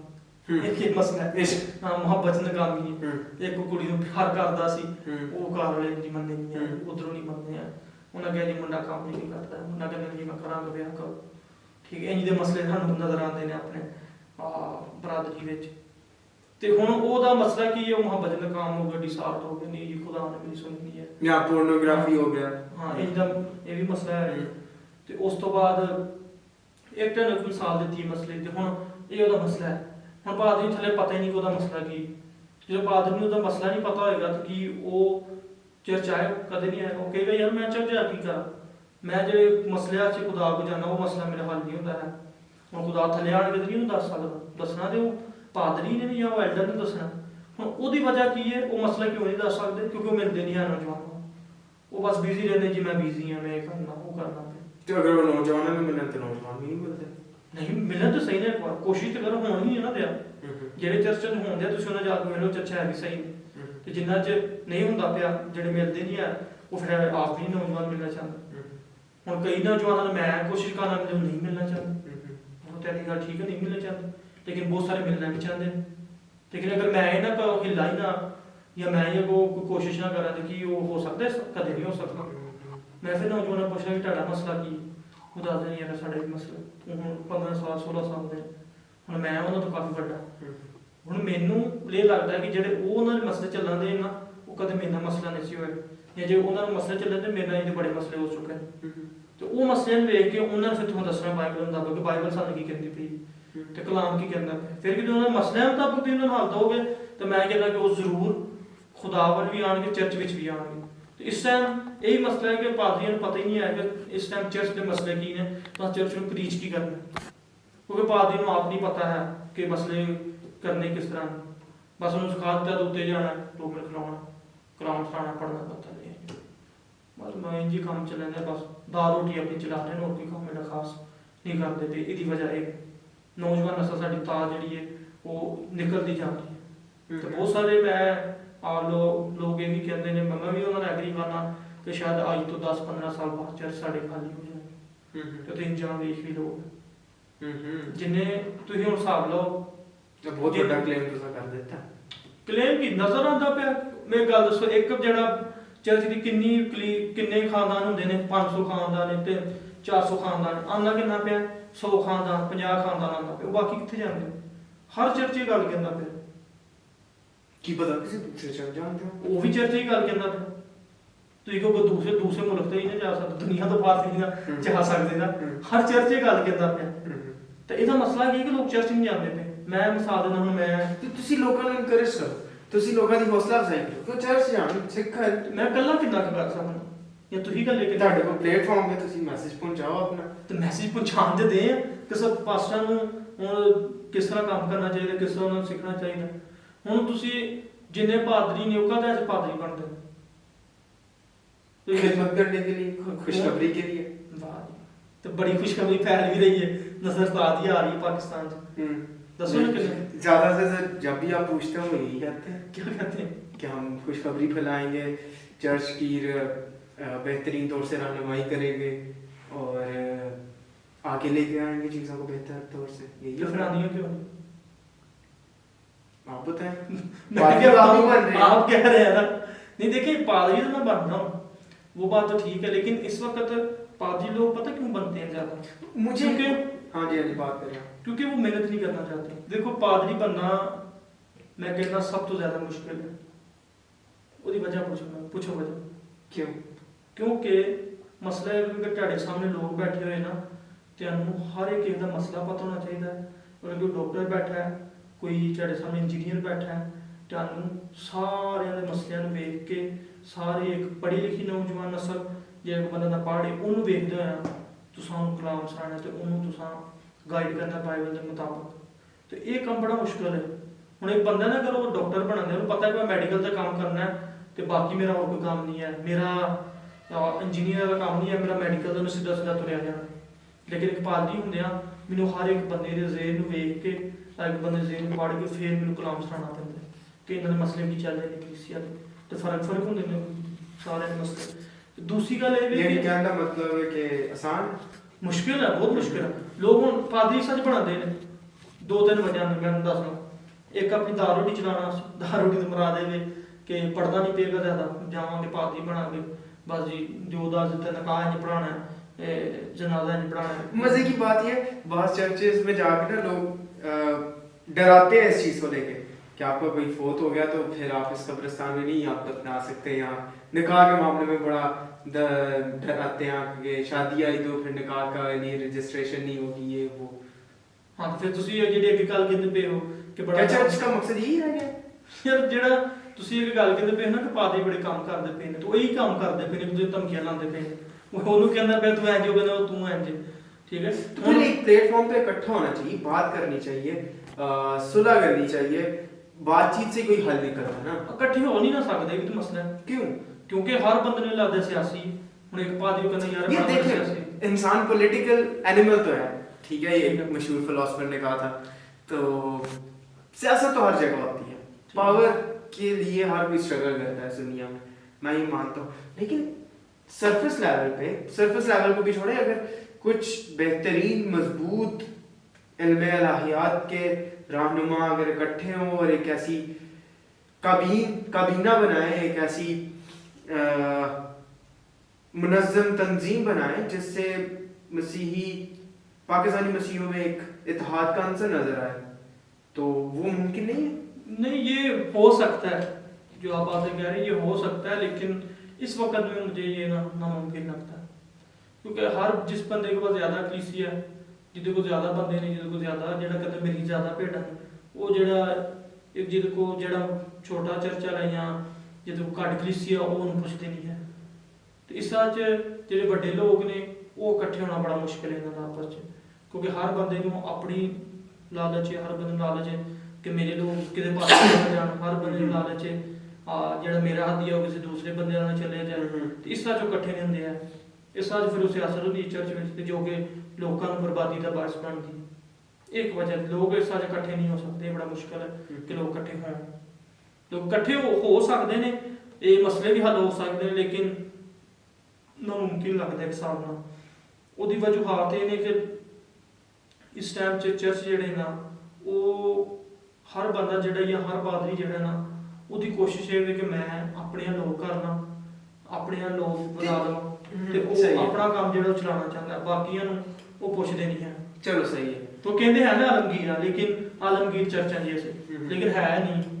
ਹੁਣ ਵੇਖੋ, ਹੁਣ ਇੱਕ ਬੰਦਾ ਹੈ, ਤੁਸੀਂ ਇੱਕ ਮਿਸਾਲ ਜੇ ਤੁਸੀਂ ਜਾਂ ਮੈਂ, ਤੁਸੀਂ ਇੱਕ ਚਰਚ ਦੇ ਪਾਦਰੀ ਹੋ, ਮੈਂ ਤੁਸੀਂ ਤੇ ਕਦੇ ਨਹੀਂ ਚਾਹੋਗੇ ਯਾਰ ਮੈਂ 10 ਗੋਰੇ ਘੇਰੇ ਹੋਏ ਨੇ ਤੇ ਮੇਰੇ ਉਹ ਪੈਸਾ ਜਿਹੜਾ ਮੇਰੇ ਵੱਲ ਆਈ ਜਾਂ ਮੈਂ ਮੇਰਾ ਪੈਸਾ ਤੁਹਾਡੇ ਵੱਲ ਜਾਏ, ਨਹੀਂ ਚਾਹੋਗੇ ਤੁਸੀਂ, ਫਿਰ ਇਸ ਨਾਲ ਇਕੱਠੇ ਨਹੀਂ ਹੋਵੋਗੇ। दूसरी गल है कि इन्ना तलीमी वो भी पाया जाता है, तालीमी इख्तलाफ तो हर जगह होता है। मैं इस चीज़ में हक चाहां कि तालीमी इख्तलाफ होना अच्छी गल है, क्योंकि ਤੁਹਾਡੀ अपनी एक ओपीनियन है, राय है ਜਿਹੜੀ ਤੁਸੀਂ ਸਮਝਦੇ ਹੋ ਕਿ ਸਹੀ ਹੈ, ਲੇਕਿਨ ਉਹ और लॉजिकल और रीजनेबल होए ਤੇ बेहतरीन हो ਜਾਂਦਾ ਹੈ। इख्तलाफ हर जगह ਹੁੰਦਾ है, लेकिन जो ਸਾਡੀ बुनियादी हकायत ने वो तो सेम ने, ठीक है, वो तो सेम। तो उस बुनियाद ਤੇ ਸਾਨੂੰ इस्तिलाहतन ऐसे कदम उठाने चाहिए ने जो आम पाकिस्तानी मसीही के लिए तरक्की का सबब हो, ना कि उसकी पसमंदगी का सबब हो। अब मैं इस मुद्दे पे आता हूँ, इस सवाल पे आता हूँ कि आप इस वक्त में पादरियों को छोड़ अभी उन पे बात नहीं करते हम लोग, आप मसीही माँ बाप को क्या मैसेज देना चाहेंगे? मसीही माँ बाप के लिए क्या ज़रूरी आंसर है कि वो अपने बच्चों की परवरिश करें, चाहे अच्छे पादरी हो ना हो, हमारे पास अच्छे चर्चेज हो ना हो, लेकिन जब माँ बाप अच्छी परवरिश करें तो एक अच्छा नतीजा भी आएगा। तो आप माँ बाप को क्या सलाह देना चाहेंगे? कलाम। असल में ना एक जगह मैंने पढ़ा, एक आलम था उसका, उसने एक बात की। वो कहता है कि बाइबल में लिखा हुआ है कि बच्चे की उस राह में तरबियत कर जिसमें उसको जाना है। और वो कहता है कि बच्चे की उस राह में तरबियत कर जिसमें उसको जाना, तू भी उस पर चल। ਇਹਦਾ मतलब ये नहीं कि बच्चे तुसी कहोगे पुत्र तू गलत काम नहीं करना, गाल नहीं करनी, तो आप घर बुढ़ी ਨੂੰ ਗਾਲਾਂ ਕੱਢਦਾ ਰਿਹਾ ਮਾਂ ਉਹਦੀ ਨੂੰ। ਘਰਾਂ 'ਚ ਕੀ ਹੁੰਦਾ ਜੀ, ਉਹ ਬੱਚੇ ਨੂੰ ਸਮਝਾ ਰਹੇ ਨੇ ਕਿ ਬੱਚੇ ਗਾਲ ਨਹੀਂ ਕੱਢਣੀ, ਸਿਗਰਟ ਨਹੀਂ ਪੀਣੀ, ਕੋਈ ਨਸ਼ਾ ਨਹੀਂ ਕਰਨਾ ਹੈ। अब आप भी सिगरटां पी रहे उसी कमरे ਵਿੱਚ ਹੀ ਸਾਰਾ ਕੰਮ ਹੋ ਰਿਹਾ। ਉਹ ਆਪਣੀ ਉਹਨਾਂ ਦੇ ਬੱਚਿਆਂ ਦੀ ਮਾਂ ਨੂੰ ਗਾਲਾਂ ਵੀ ਕੱਢੀ ਜਾਂਦਾ, ਆਪ ਵੀ ਗਾਲ ਬੁੱਢੀ ਆਪਣੀ ਗਾਲਾਂ ਕੱਢੀ ਜਾਂਦਾ, ਲੜੀ ਵੀ ਜਾਂਦਾ ਉਹਦੇ ਨਾਲ। ਤੇ ਬੱਚਿਆਂ ਨੂੰ ਤੁਸੀਂ ਕੀ ਨਸੀਹਤ ਕਰੋਗੇ ਕਿ ਬੱਚੇ ਜਿਹੜੇ ਨੇ ਕਿ ਉਹ ਕਲਾਮ ਦੇ ਮੁਤਾਬਕ ਹੋਣ? ਹਾਂ, ਅਗਰ ਤੂੰ ਉਹਨਾਂ ਨੂੰ ਚਾਹੁੰਦੇ ਹੋ ਨਸੀਹਤ ਕਰਨਾ ਤੇ ਉਹਦਾ ਇੱਕ ਹੱਲ ਇਹ ਵੇ ਕਿ ਸਭ ਤੋਂ ਪਹਿਲੇ ਤੁਹਾਡੇ ਕਿਰਦਾਰ ਤੋਂ ਤੁਹਾਡੇ ਕੋਲ ਨਜ਼ਰ ਆਉਣਾ ਚਾਹੀਦਾ ਕਿ ਵਾਕਈ ਤੁਸੀਂ ਮਸੀਹੀ ਹੈ। ਤੇ ਤੁਹਾਡੇ ਤੋਂ ਪਤਾ ਲੱਗਣਾ ਚਾਹੀਦਾ ਕਿ ਤੁਸੀਂ ਆਪ ਮਸੀਹੀ ਹੋ, ਤੁਸੀਂ ਫਿਰ ਬੱਚਿਆਂ ਨੂੰ ਸਹੀ ਤੌਰ ਨਾਲ ਨਸੀਹਤ ਕਰ ਸਕੋਗੇ। ਅਗਰ ਤੁਸੀਂ ਆਪ ਹੀ ਬੱਚਿਆਂ ਦੇ ਸਾਹਮਣੇ ਗਲਤ ਕੰਮ ਕਰਦੇ ਹੋ ਜਾਂ ਆਪ ਹੀ ਤੁਸੀਂ ਉਹਨਾਂ ਦੇ ਕੰਮ ਕਰਦੇ ਹੋ ਤੇ ਫਿਰ ਕੀ ਤੁਸੀਂ ਬੱਚਿਆਂ ਨੂੰ ਸਮਝਾ ਸਕਦੇ? ਕਿੰਨਾ ਕੁ ਸਮਝਾਓਗੇ? ਥੋੜਾ ਸਮਝਾਓਗੇ, ਜ਼ਿਆਦਾ ਸਮਝਾਓਗੇ, ਕੁੱਟ ਕੇ ਸਮਝਾਓਗੇ, ਮਾਰੋਗੇ ਉਹਨਾਂ ਨੂੰ, ਸਜ਼ਾਵਾਂ ਦੋਗੇ, ਡਾਂਟੋਗੇ, ਨਹੀਂ ਸਮਝਣਗੇ। ਨਾ ਫਿਰ ਤੁਹਾਨੂੰ ਕਾਪੀ ਕਰਨਾ, ਤੇ ਕਾਪੀ ਕਰੋ ਤੁਹਾਨੂੰ ਕਰਨਗੇ ਤੇ ਫਿਰ ਮਸਲੇ ਖਰਾਬ ਹੋਣਗੇ। ਹੁਣ ਤੁਸੀਂ ਤੁਸੀਂ ਵੇਖੋ ਜਿੰਨੀਆਂ ਆਪਣੀ ਕ੍ਰਿਸਚੀਅਨ ਕਲੋਨੀਆਂ ਛੋਟੀਆਂ ਜਾਂ ਵੱਡੀਆਂ, ਮੋਸਟਲੀ ਬਹੁਤ ਜ਼ਿਆਦਾ ਲੋਕ ਤੁਹਾਨੂੰ ਉਂਝ ਦੇ ਮਿਲਣਗੇ ਜਿਨ੍ਹਾਂ ਦੇ ਜਿਹੜੇ ਨੌਜਵਾਨ ਨਸ਼ਾ ਕਰਦੇ ਨੇ ਉਹਨਾਂ ਦੇ ਬੈਕਗ੍ਰਾਉਂਡ ਵੇਖੋ। ਉਹਨਾਂ ਦਾ ਬੈਕਗ੍ਰਾਉਂਡ ਕੀ ਹੈ ਕਿ ਇੱਕ ਮੁੰਡੇ ਦਾ ਆਪਾਂ ਸ਼ਰਾਬ ਪੀਂਦਾ ਸੀ, ਉਹ ਵੀ ਮੁੰਡਾ ਸ਼ਰਾਬ ਪੀਂਦਾ, ਉਹ ਮੁੰਡਾ ਸ਼ਰਾਬ ਪੀ ਕੇ ਨੂੰ ਫਿਰ ਗਾਲਾਂ ਕੱਢਦਾ। ਉਹ ਇੱਕ ਮੁੰਡਾ ਹੀ ਔਰ ਅਗਰ ਬਾਪ ਹੈ, ਅਗਰ ਉਹ ਚਰਸ ਪੀਂਦਾ ਜਾਂ ਚਰਸ ਵੇਚਦਾ ਤਾਂ ਅੱਗੋਂ ਉਹਦੀ ਔਲਾਦ ਵੀ ਉਹੀ ਕੰਮ ਕਰਦੀ ਪਈ ਤੇ ਉਹਦੀ ਔਲਾਦ ਵੀ ਉਸ ਪਾਸੇ ਜਾਂਦੀ ਪਈ। ਤੇ ਅਸਰ ਕਿੱਥੋਂ ਆਉਂਦਾ? ਮਾਂ-ਬਾਪ ਤੋਂ ਆਉਂਦਾ। ਤੇ ਮਾਂ-ਬਾਪ ਤੋਂ ਔਲਾਦ ਜਿਹੜੀ ਅਸਰ ਲੈਂਦੀ ਹੈ ਫਿਰ ਉਹਨਾਂ ਦੀ ਨਜ਼ਰ ਆਉਂਦਾ। ਮਾਂ-ਬਾਪ ਨੂੰ ਇਸ ਟਾਈਮ ਤੇ ਇਹ ਕਰਨਾ ਚਾਹੀਦਾ ਹੈ ਕਿ ਉਹਨਾਂ ਬੱਚਿਆਂ ਨੂੰ ਦਲੇਰ ਬਣਾਉਣਾ। ਦਲੇਰ ਇਸ ਲਿਹਾਜ਼ ਨਾਲ ਕਿ ਉਹ ਬਾਈਬਲ ਦੀ ਗੱਲ ਜਿਹੜੀ ਕਰਨ ਲੱਗੇ ਨਾ ਡਰਨ ਨਾ। ਤੁਹਾਨੂੰ ਜਾਂ ਮੈਨੂੰ ਕੀ ਦੱਸਿਆ ਜਾਂਦਾ ਕਿ ਤੁਸੀਂ ਬਾਹਰ ਜਾ ਕੇ ਬਾਈਬਲ ਦੀ ਗੱਲ ਨਹੀਂ ਕਰਨੀ? ਕਿਉਂ ਨਹੀਂ ਕਰਨੀ? ਨਹੀਂ ਜੀ ਕਿ ਅਸੀਂ ਪਾਕਿਸਤਾਨ 'ਚ ਰਹਿੰਦੇ ਹਾਂ, ਘੱਟ ਤਾਦਾਦ ਵਿੱਚ ਹਾਂ ਜੀ। ਮੈਂ ਅੱਜ ਤੱਕ ਮੈਨੂੰ ਲੱਗਦਾ ਕਿ ਕਿਸੇ ਬੰਦੇ ਨੇ ਮੈਨੂੰ ਸਿਰ 'ਚ ਬੰਦੂਕ ਰੱਖੀ ਹੋਏ ਕਿ ਯਾਰ ਤੂੰ ਮੁਸਲਮਾਨ ਹੈ। ਸਿਰਫ ਕੀ ਹੈ ਸਾਡੇ ਮਾਂ-ਬਾਪ ਦੇ ਦਿਲ 'ਚ ਕੀ ਪਾਇਆ? ਡਰ ਪਾਇਆ। ਉਸ ਤੋਂ ਬਾਅਦ ਸਭ ਤੋਂ ਵੱਡਾ ਮਸਲਾ ਕੀ ਕਿ ਸਾਡੇ ਜਿਹੜੇ ਬਜ਼ੁਰਗ ਨੇ ਉਹ ਸਭ ਤੋਂ ਜ਼ਿਆਦਾ ਡਰ ਫੋਕਰ ਨੇ। ਬੇਸ਼ੱਕ ਤੁਸੀਂ ਕਹੋ ਕਿ ਉਹ ਬੇਸ਼ੱਕ ਉਹਨਾਂ ਨੂੰ ਗੱਲ ਮੇਰੀ ਬੁਰੀ ਲੱਗੇ, ਮੈਂ ਚਾਹੁੰਦਾ ਥੋੜੀ ਬੁਰੀ ਲੱਗੇ ਉਹਨਾਂ ਨੂੰ, ਤਾਂ ਕਿ ਉਹਨਾਂ ਨੂੰ ਪਤਾ ਲੱਗੇ ਕਿ ਉਹਨਾਂ ਅੱਗੋਂ ਇਸ ਨਸਲ ਨੂੰ ਦਿੱਤਾ ਕੀ ਹੈ। ਹੁਣ ਜਿਹੜੀ ਨਸਲ ਹਿੰਮਤ ਕਰਦੀ ਉਹਨਾਂ ਨੂੰ ਕੀ ਕਹਿੰਦੇ ਨੇ? ਡਰਾਉਂਦੇ ਨੇ। ਉਹਨਾਂ ਤੇ ਕੀ ਕਰਦੇ ਨੇ? ਸਿਆਸਤਾਂ ਕਰਦੇ ਨੇ। ਉਹਨਾਂ ਅੱਗੇ ਆਉਣ ਨਹੀਂ ਦੇਣ ਦੇ ਜਿਹੜੇ ਅੱਗੋਂ ਗੱਲ ਕਰਨਾ ਚਾਹੁੰਦੇ ਨੇ। ਡਰਾਇਆ ਜਾਂਦਾ ਨਾ ਕਿ ਅਸੀਂ ਪਾਕਿਸਤਾਨ 'ਚ ਰਹਿੰਦੇ ਹਾਂ, ये हो सकता है, हो सकता है। नहीं, लोग हमारे इतने अच्छे लोग हैं, बेहतरीन तौर से चीज़ें आप तमीज़ के दायरे में रह के बात करो, वो सुने। ਤੁਸੀਂ ਆਪਣੀ ਗੱਲ ਕਰਨੀ ਹੈ, ਤੁਸੀਂ ਉਹਨਾਂ ਦੇ ਖਿਲਾਫ ਕਿਉਂ ਬੋਲਣਾ? ਤੁਸੀਂ ਆਪਣੀ ਗੱਲ ਕਰੋ ਨਾ, ਤੁਸੀਂ ਬਾਈਬਲ ਦੀ ਗੱਲ ਕਰਨੀ, ਉਹ ਸਾਡੇ ਗੱਲ ਕਰਨ ਨਹੀਂ ਦਿੰਦੇ ਹਨ। ਨੌਜਵਾਨ ਸਾਡੀ ਕੀ ਬਣਦੀ ਪਈ ਹੁਣ? ਬੁਜ਼ਦਿਲ ਬਣਦੀ ਪਈ ਹੈ। ਕੋਈ ਉਹਨਾਂ 'ਚ ਦਲੇਰੀ ਨਹੀਂ ਹੈ, ਬਸ ਉੱਤੋਂ ਗੱਲਾਂ ਕਰਦੇ ਨੇ। ਜਿਹਨੇ 2 ਘੁੱਟ ਸ਼ਰਾਬ ਪੀ ਲਈ ਉਹ ਗਿਆ ਗੱਲਾਂ ਕਰਨ ਲੱਗ ਪਏ। ਜਦੋਂ ਉਤਰੇਗੀ ਨੂੰ ਪਤਾ ਲੱਗੇ ਚੌਧਰੀ ਬਣ ਗਏ, ਵੱਟ ਬਣ ਗਏ। ਹਾਂ, ਜਿਹੜੇ ਬੰਦੇ 2 ਕੁੱਪੀਆਂ ਲਾ ਲਈਆਂ, 2 ਹਜ਼ਾਰ ਬਦਮਾਸ਼ ਬਣੇ, ਉਹ ਫਿਰ ਉਹ ਬਦਮਾਸ਼ ਫਿਰ ਮਾਂ-ਬਾਪ ਉੱਤੇ ਬਣਦੇ, ਉਹਨਾਂ ਗਾਲਾਂ ਨੂੰ ਕੱਢਦਾ ਉਹਨਾਂ ਨੂੰ। ਤੇ ਇਸ ਟਾਈਮ 'ਚ ਮਾਂ-ਬਾਪ ਨੂੰ ਕੀ ਚਾਹੀਦਾ? ਆਪਣੀ ਔਲਾਦ ਨੂੰ ਦਲੇਰ ਬਣਾਏ, ਉਹਨਾਂ ਨੂੰ ਬਾਈਬਲ ਦਾ ਨਸੀਹਤ ਕਰੇ, ਬਾਈਬਲ ਦਾ ਦੱਸੇ ਕਿ ਬਾਈਬਲ ਕੀ ਕਹਿੰਦੀ, ਕਹਾਂ ਕਿਵੇਂ ਜ਼ਿੰਦਗੀ ਗੁਜ਼ਾਰਨੀ, ਸਾਡੀ ਜ਼ਿੰਦਗੀ ਦਾ ਮਕਸਦ ਕੀ ਹੈ, ਸਾਡੀ ਜ਼ਿੰਦਗੀ ਦਾ। ਤੇ ਵੇਖੋ ਮਸੀਹਤ ਜਦੋਂ ਸ਼ੁਰੂ 'ਚ ਆਈ ਹੈ, ਕਿ ਮਸੀਹ ਨੇ ਕੋਈ ਜੰਗ ਕੀਤੀ ਕਿਸੇ ਮੁਲਕ ਖਾਸ ਕਿਸੇ ਚੀਜ਼ ਵਾਸਤੇ? ਨਹੀਂ ਕੀਤੀ ਨਾ। ਕਿਉਂ ਨਹੀਂ ਕੀਤੀ? ਪਹਿਲੀ 3 ਸਦੀਆਂ ਕਿਉਂ ਨਹੀਂ ਕੀਤੀ?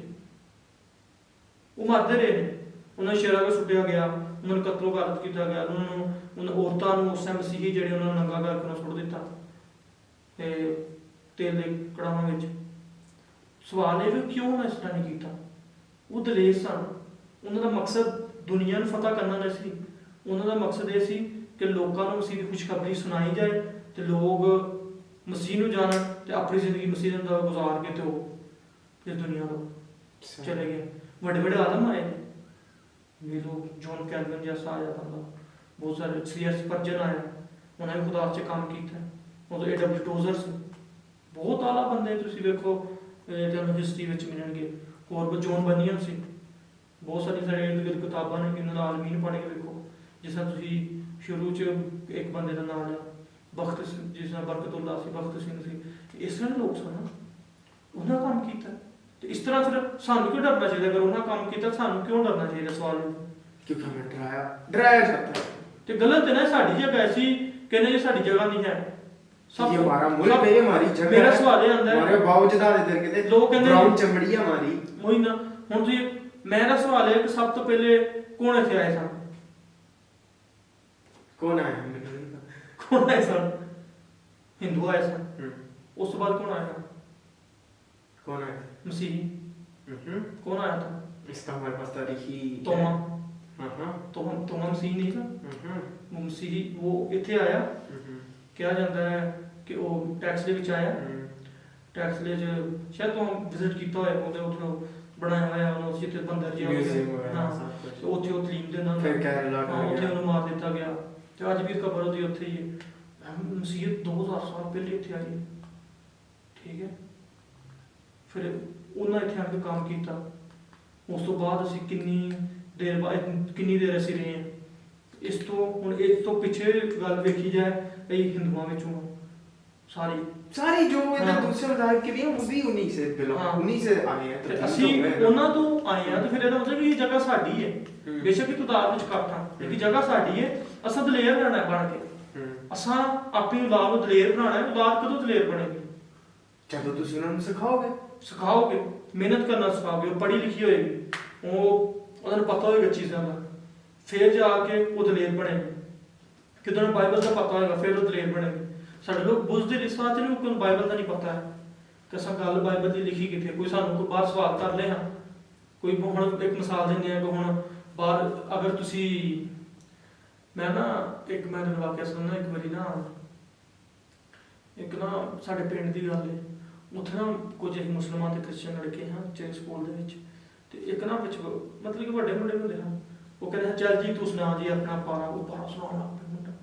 ਸਾਨੂੰ ਕਹਿੰਦੇ ਤੂੰ ਹਮਾਰੇ ਬਾਪ ਭਈਆ ਸੁਣਾ ਕੇ ਜਾਓ। ਮੈਂ ਕਹਿੰਦਾ ਯਾਰ ਸੀ ਕਿਉਂ ਸੁਣਾਈ? ਕਹਿੰਦੇ ਹਮਾਰੇ ਬਾਪ ਸੁਣਾ ਭਈਆ ਸੁਣਾ ਪੈਣਾ, ਕੋਈ ਸਾਨੂੰ ਸ਼ਰਮ ਆਣੀ ਤੇ ਅਸੀਂ ਡਰਨਾ ਹੀ ਕਹਿੰਦੇ ਯਾਰ ਅਸਾਂ ਸੁਣਾਉਣੀ ਹੈ। ਕਹਿੰਦੇ ਸੁਣਾਓ ਤੁਸੀਂ। ਨਹੀਂ ਸੁਣਾਉਣੀ। ਕਿਉਂ ਨਹੀਂ ਸੁਣਾਉਂਦੇ? ਸਵਾਲ ਕਿਉਂਕਿ ਮੈਨੂੰ ਕਦੇ ਦੱਸੇ ਨਹੀਂ ਗਿਆ ਕਿ ਯਾਰ ਬਾਈਬਲ ਦਾ ਵੀ ਤੁਹਾਨੂੰ ਦੱਸਣਾ ਜਾ ਰਹੀ। ਸਾਨੂੰ ਡਰਾਇਆ ਜਾਂਦਾ ਸੀ, ਉਹ ਗੱਲ ਨਹੀਂ, ਮਜ਼ਹਬ ਉੱਤੇ ਗੱਲ ਨਹੀਂ ਕਰਨੀ। ਸਾਨੂੰ ਡਰਾ ਦਿੰਦੇ ਨੇ, ਡਰੇ ਹੁੰਦੇ। ਉਹ ਮੁੰਡਾ ਕੋਈ ਗੱਲ ਪੁੱਛ ਲਈ ਡਰ ਜਾਂਦੇ ਵੀ ਜਵਾਕ ਕਿਤੇ ਮਾਰ ਹੀ ਗਏ, ਉਹਨੇ ਕੀ ਕਰਨਾ? ਹੁਣ ਤੁਸੀਂ ਵੇਖ ਲਓ ਕਿ ਕੋਈ ਬੰਦਾ, ਮੈਨੂੰ ਨਹੀਂ ਲੱਗਦਾ ਕਿ ਅਗਰ ਮੈਂ ਬਾਹਰ ਕਿਤੇ ਜਾਵਾਂ ਤੇ ਕੋਈ ਬੰਦਾ ਮੇਰੇ ਨਾਲ ਤਾਕਤ ਤੋਂ ਜ਼ਿਆਦਾ ਹੋਏਗਾ। ਬਹੁਤ ਘੱਟ ਬੰਦੇ ਮੈਨੂੰ ਮਿਲਣਗੇ, ਮੈਨੂੰ ਨਹੀਂ ਲੱਗਦਾ।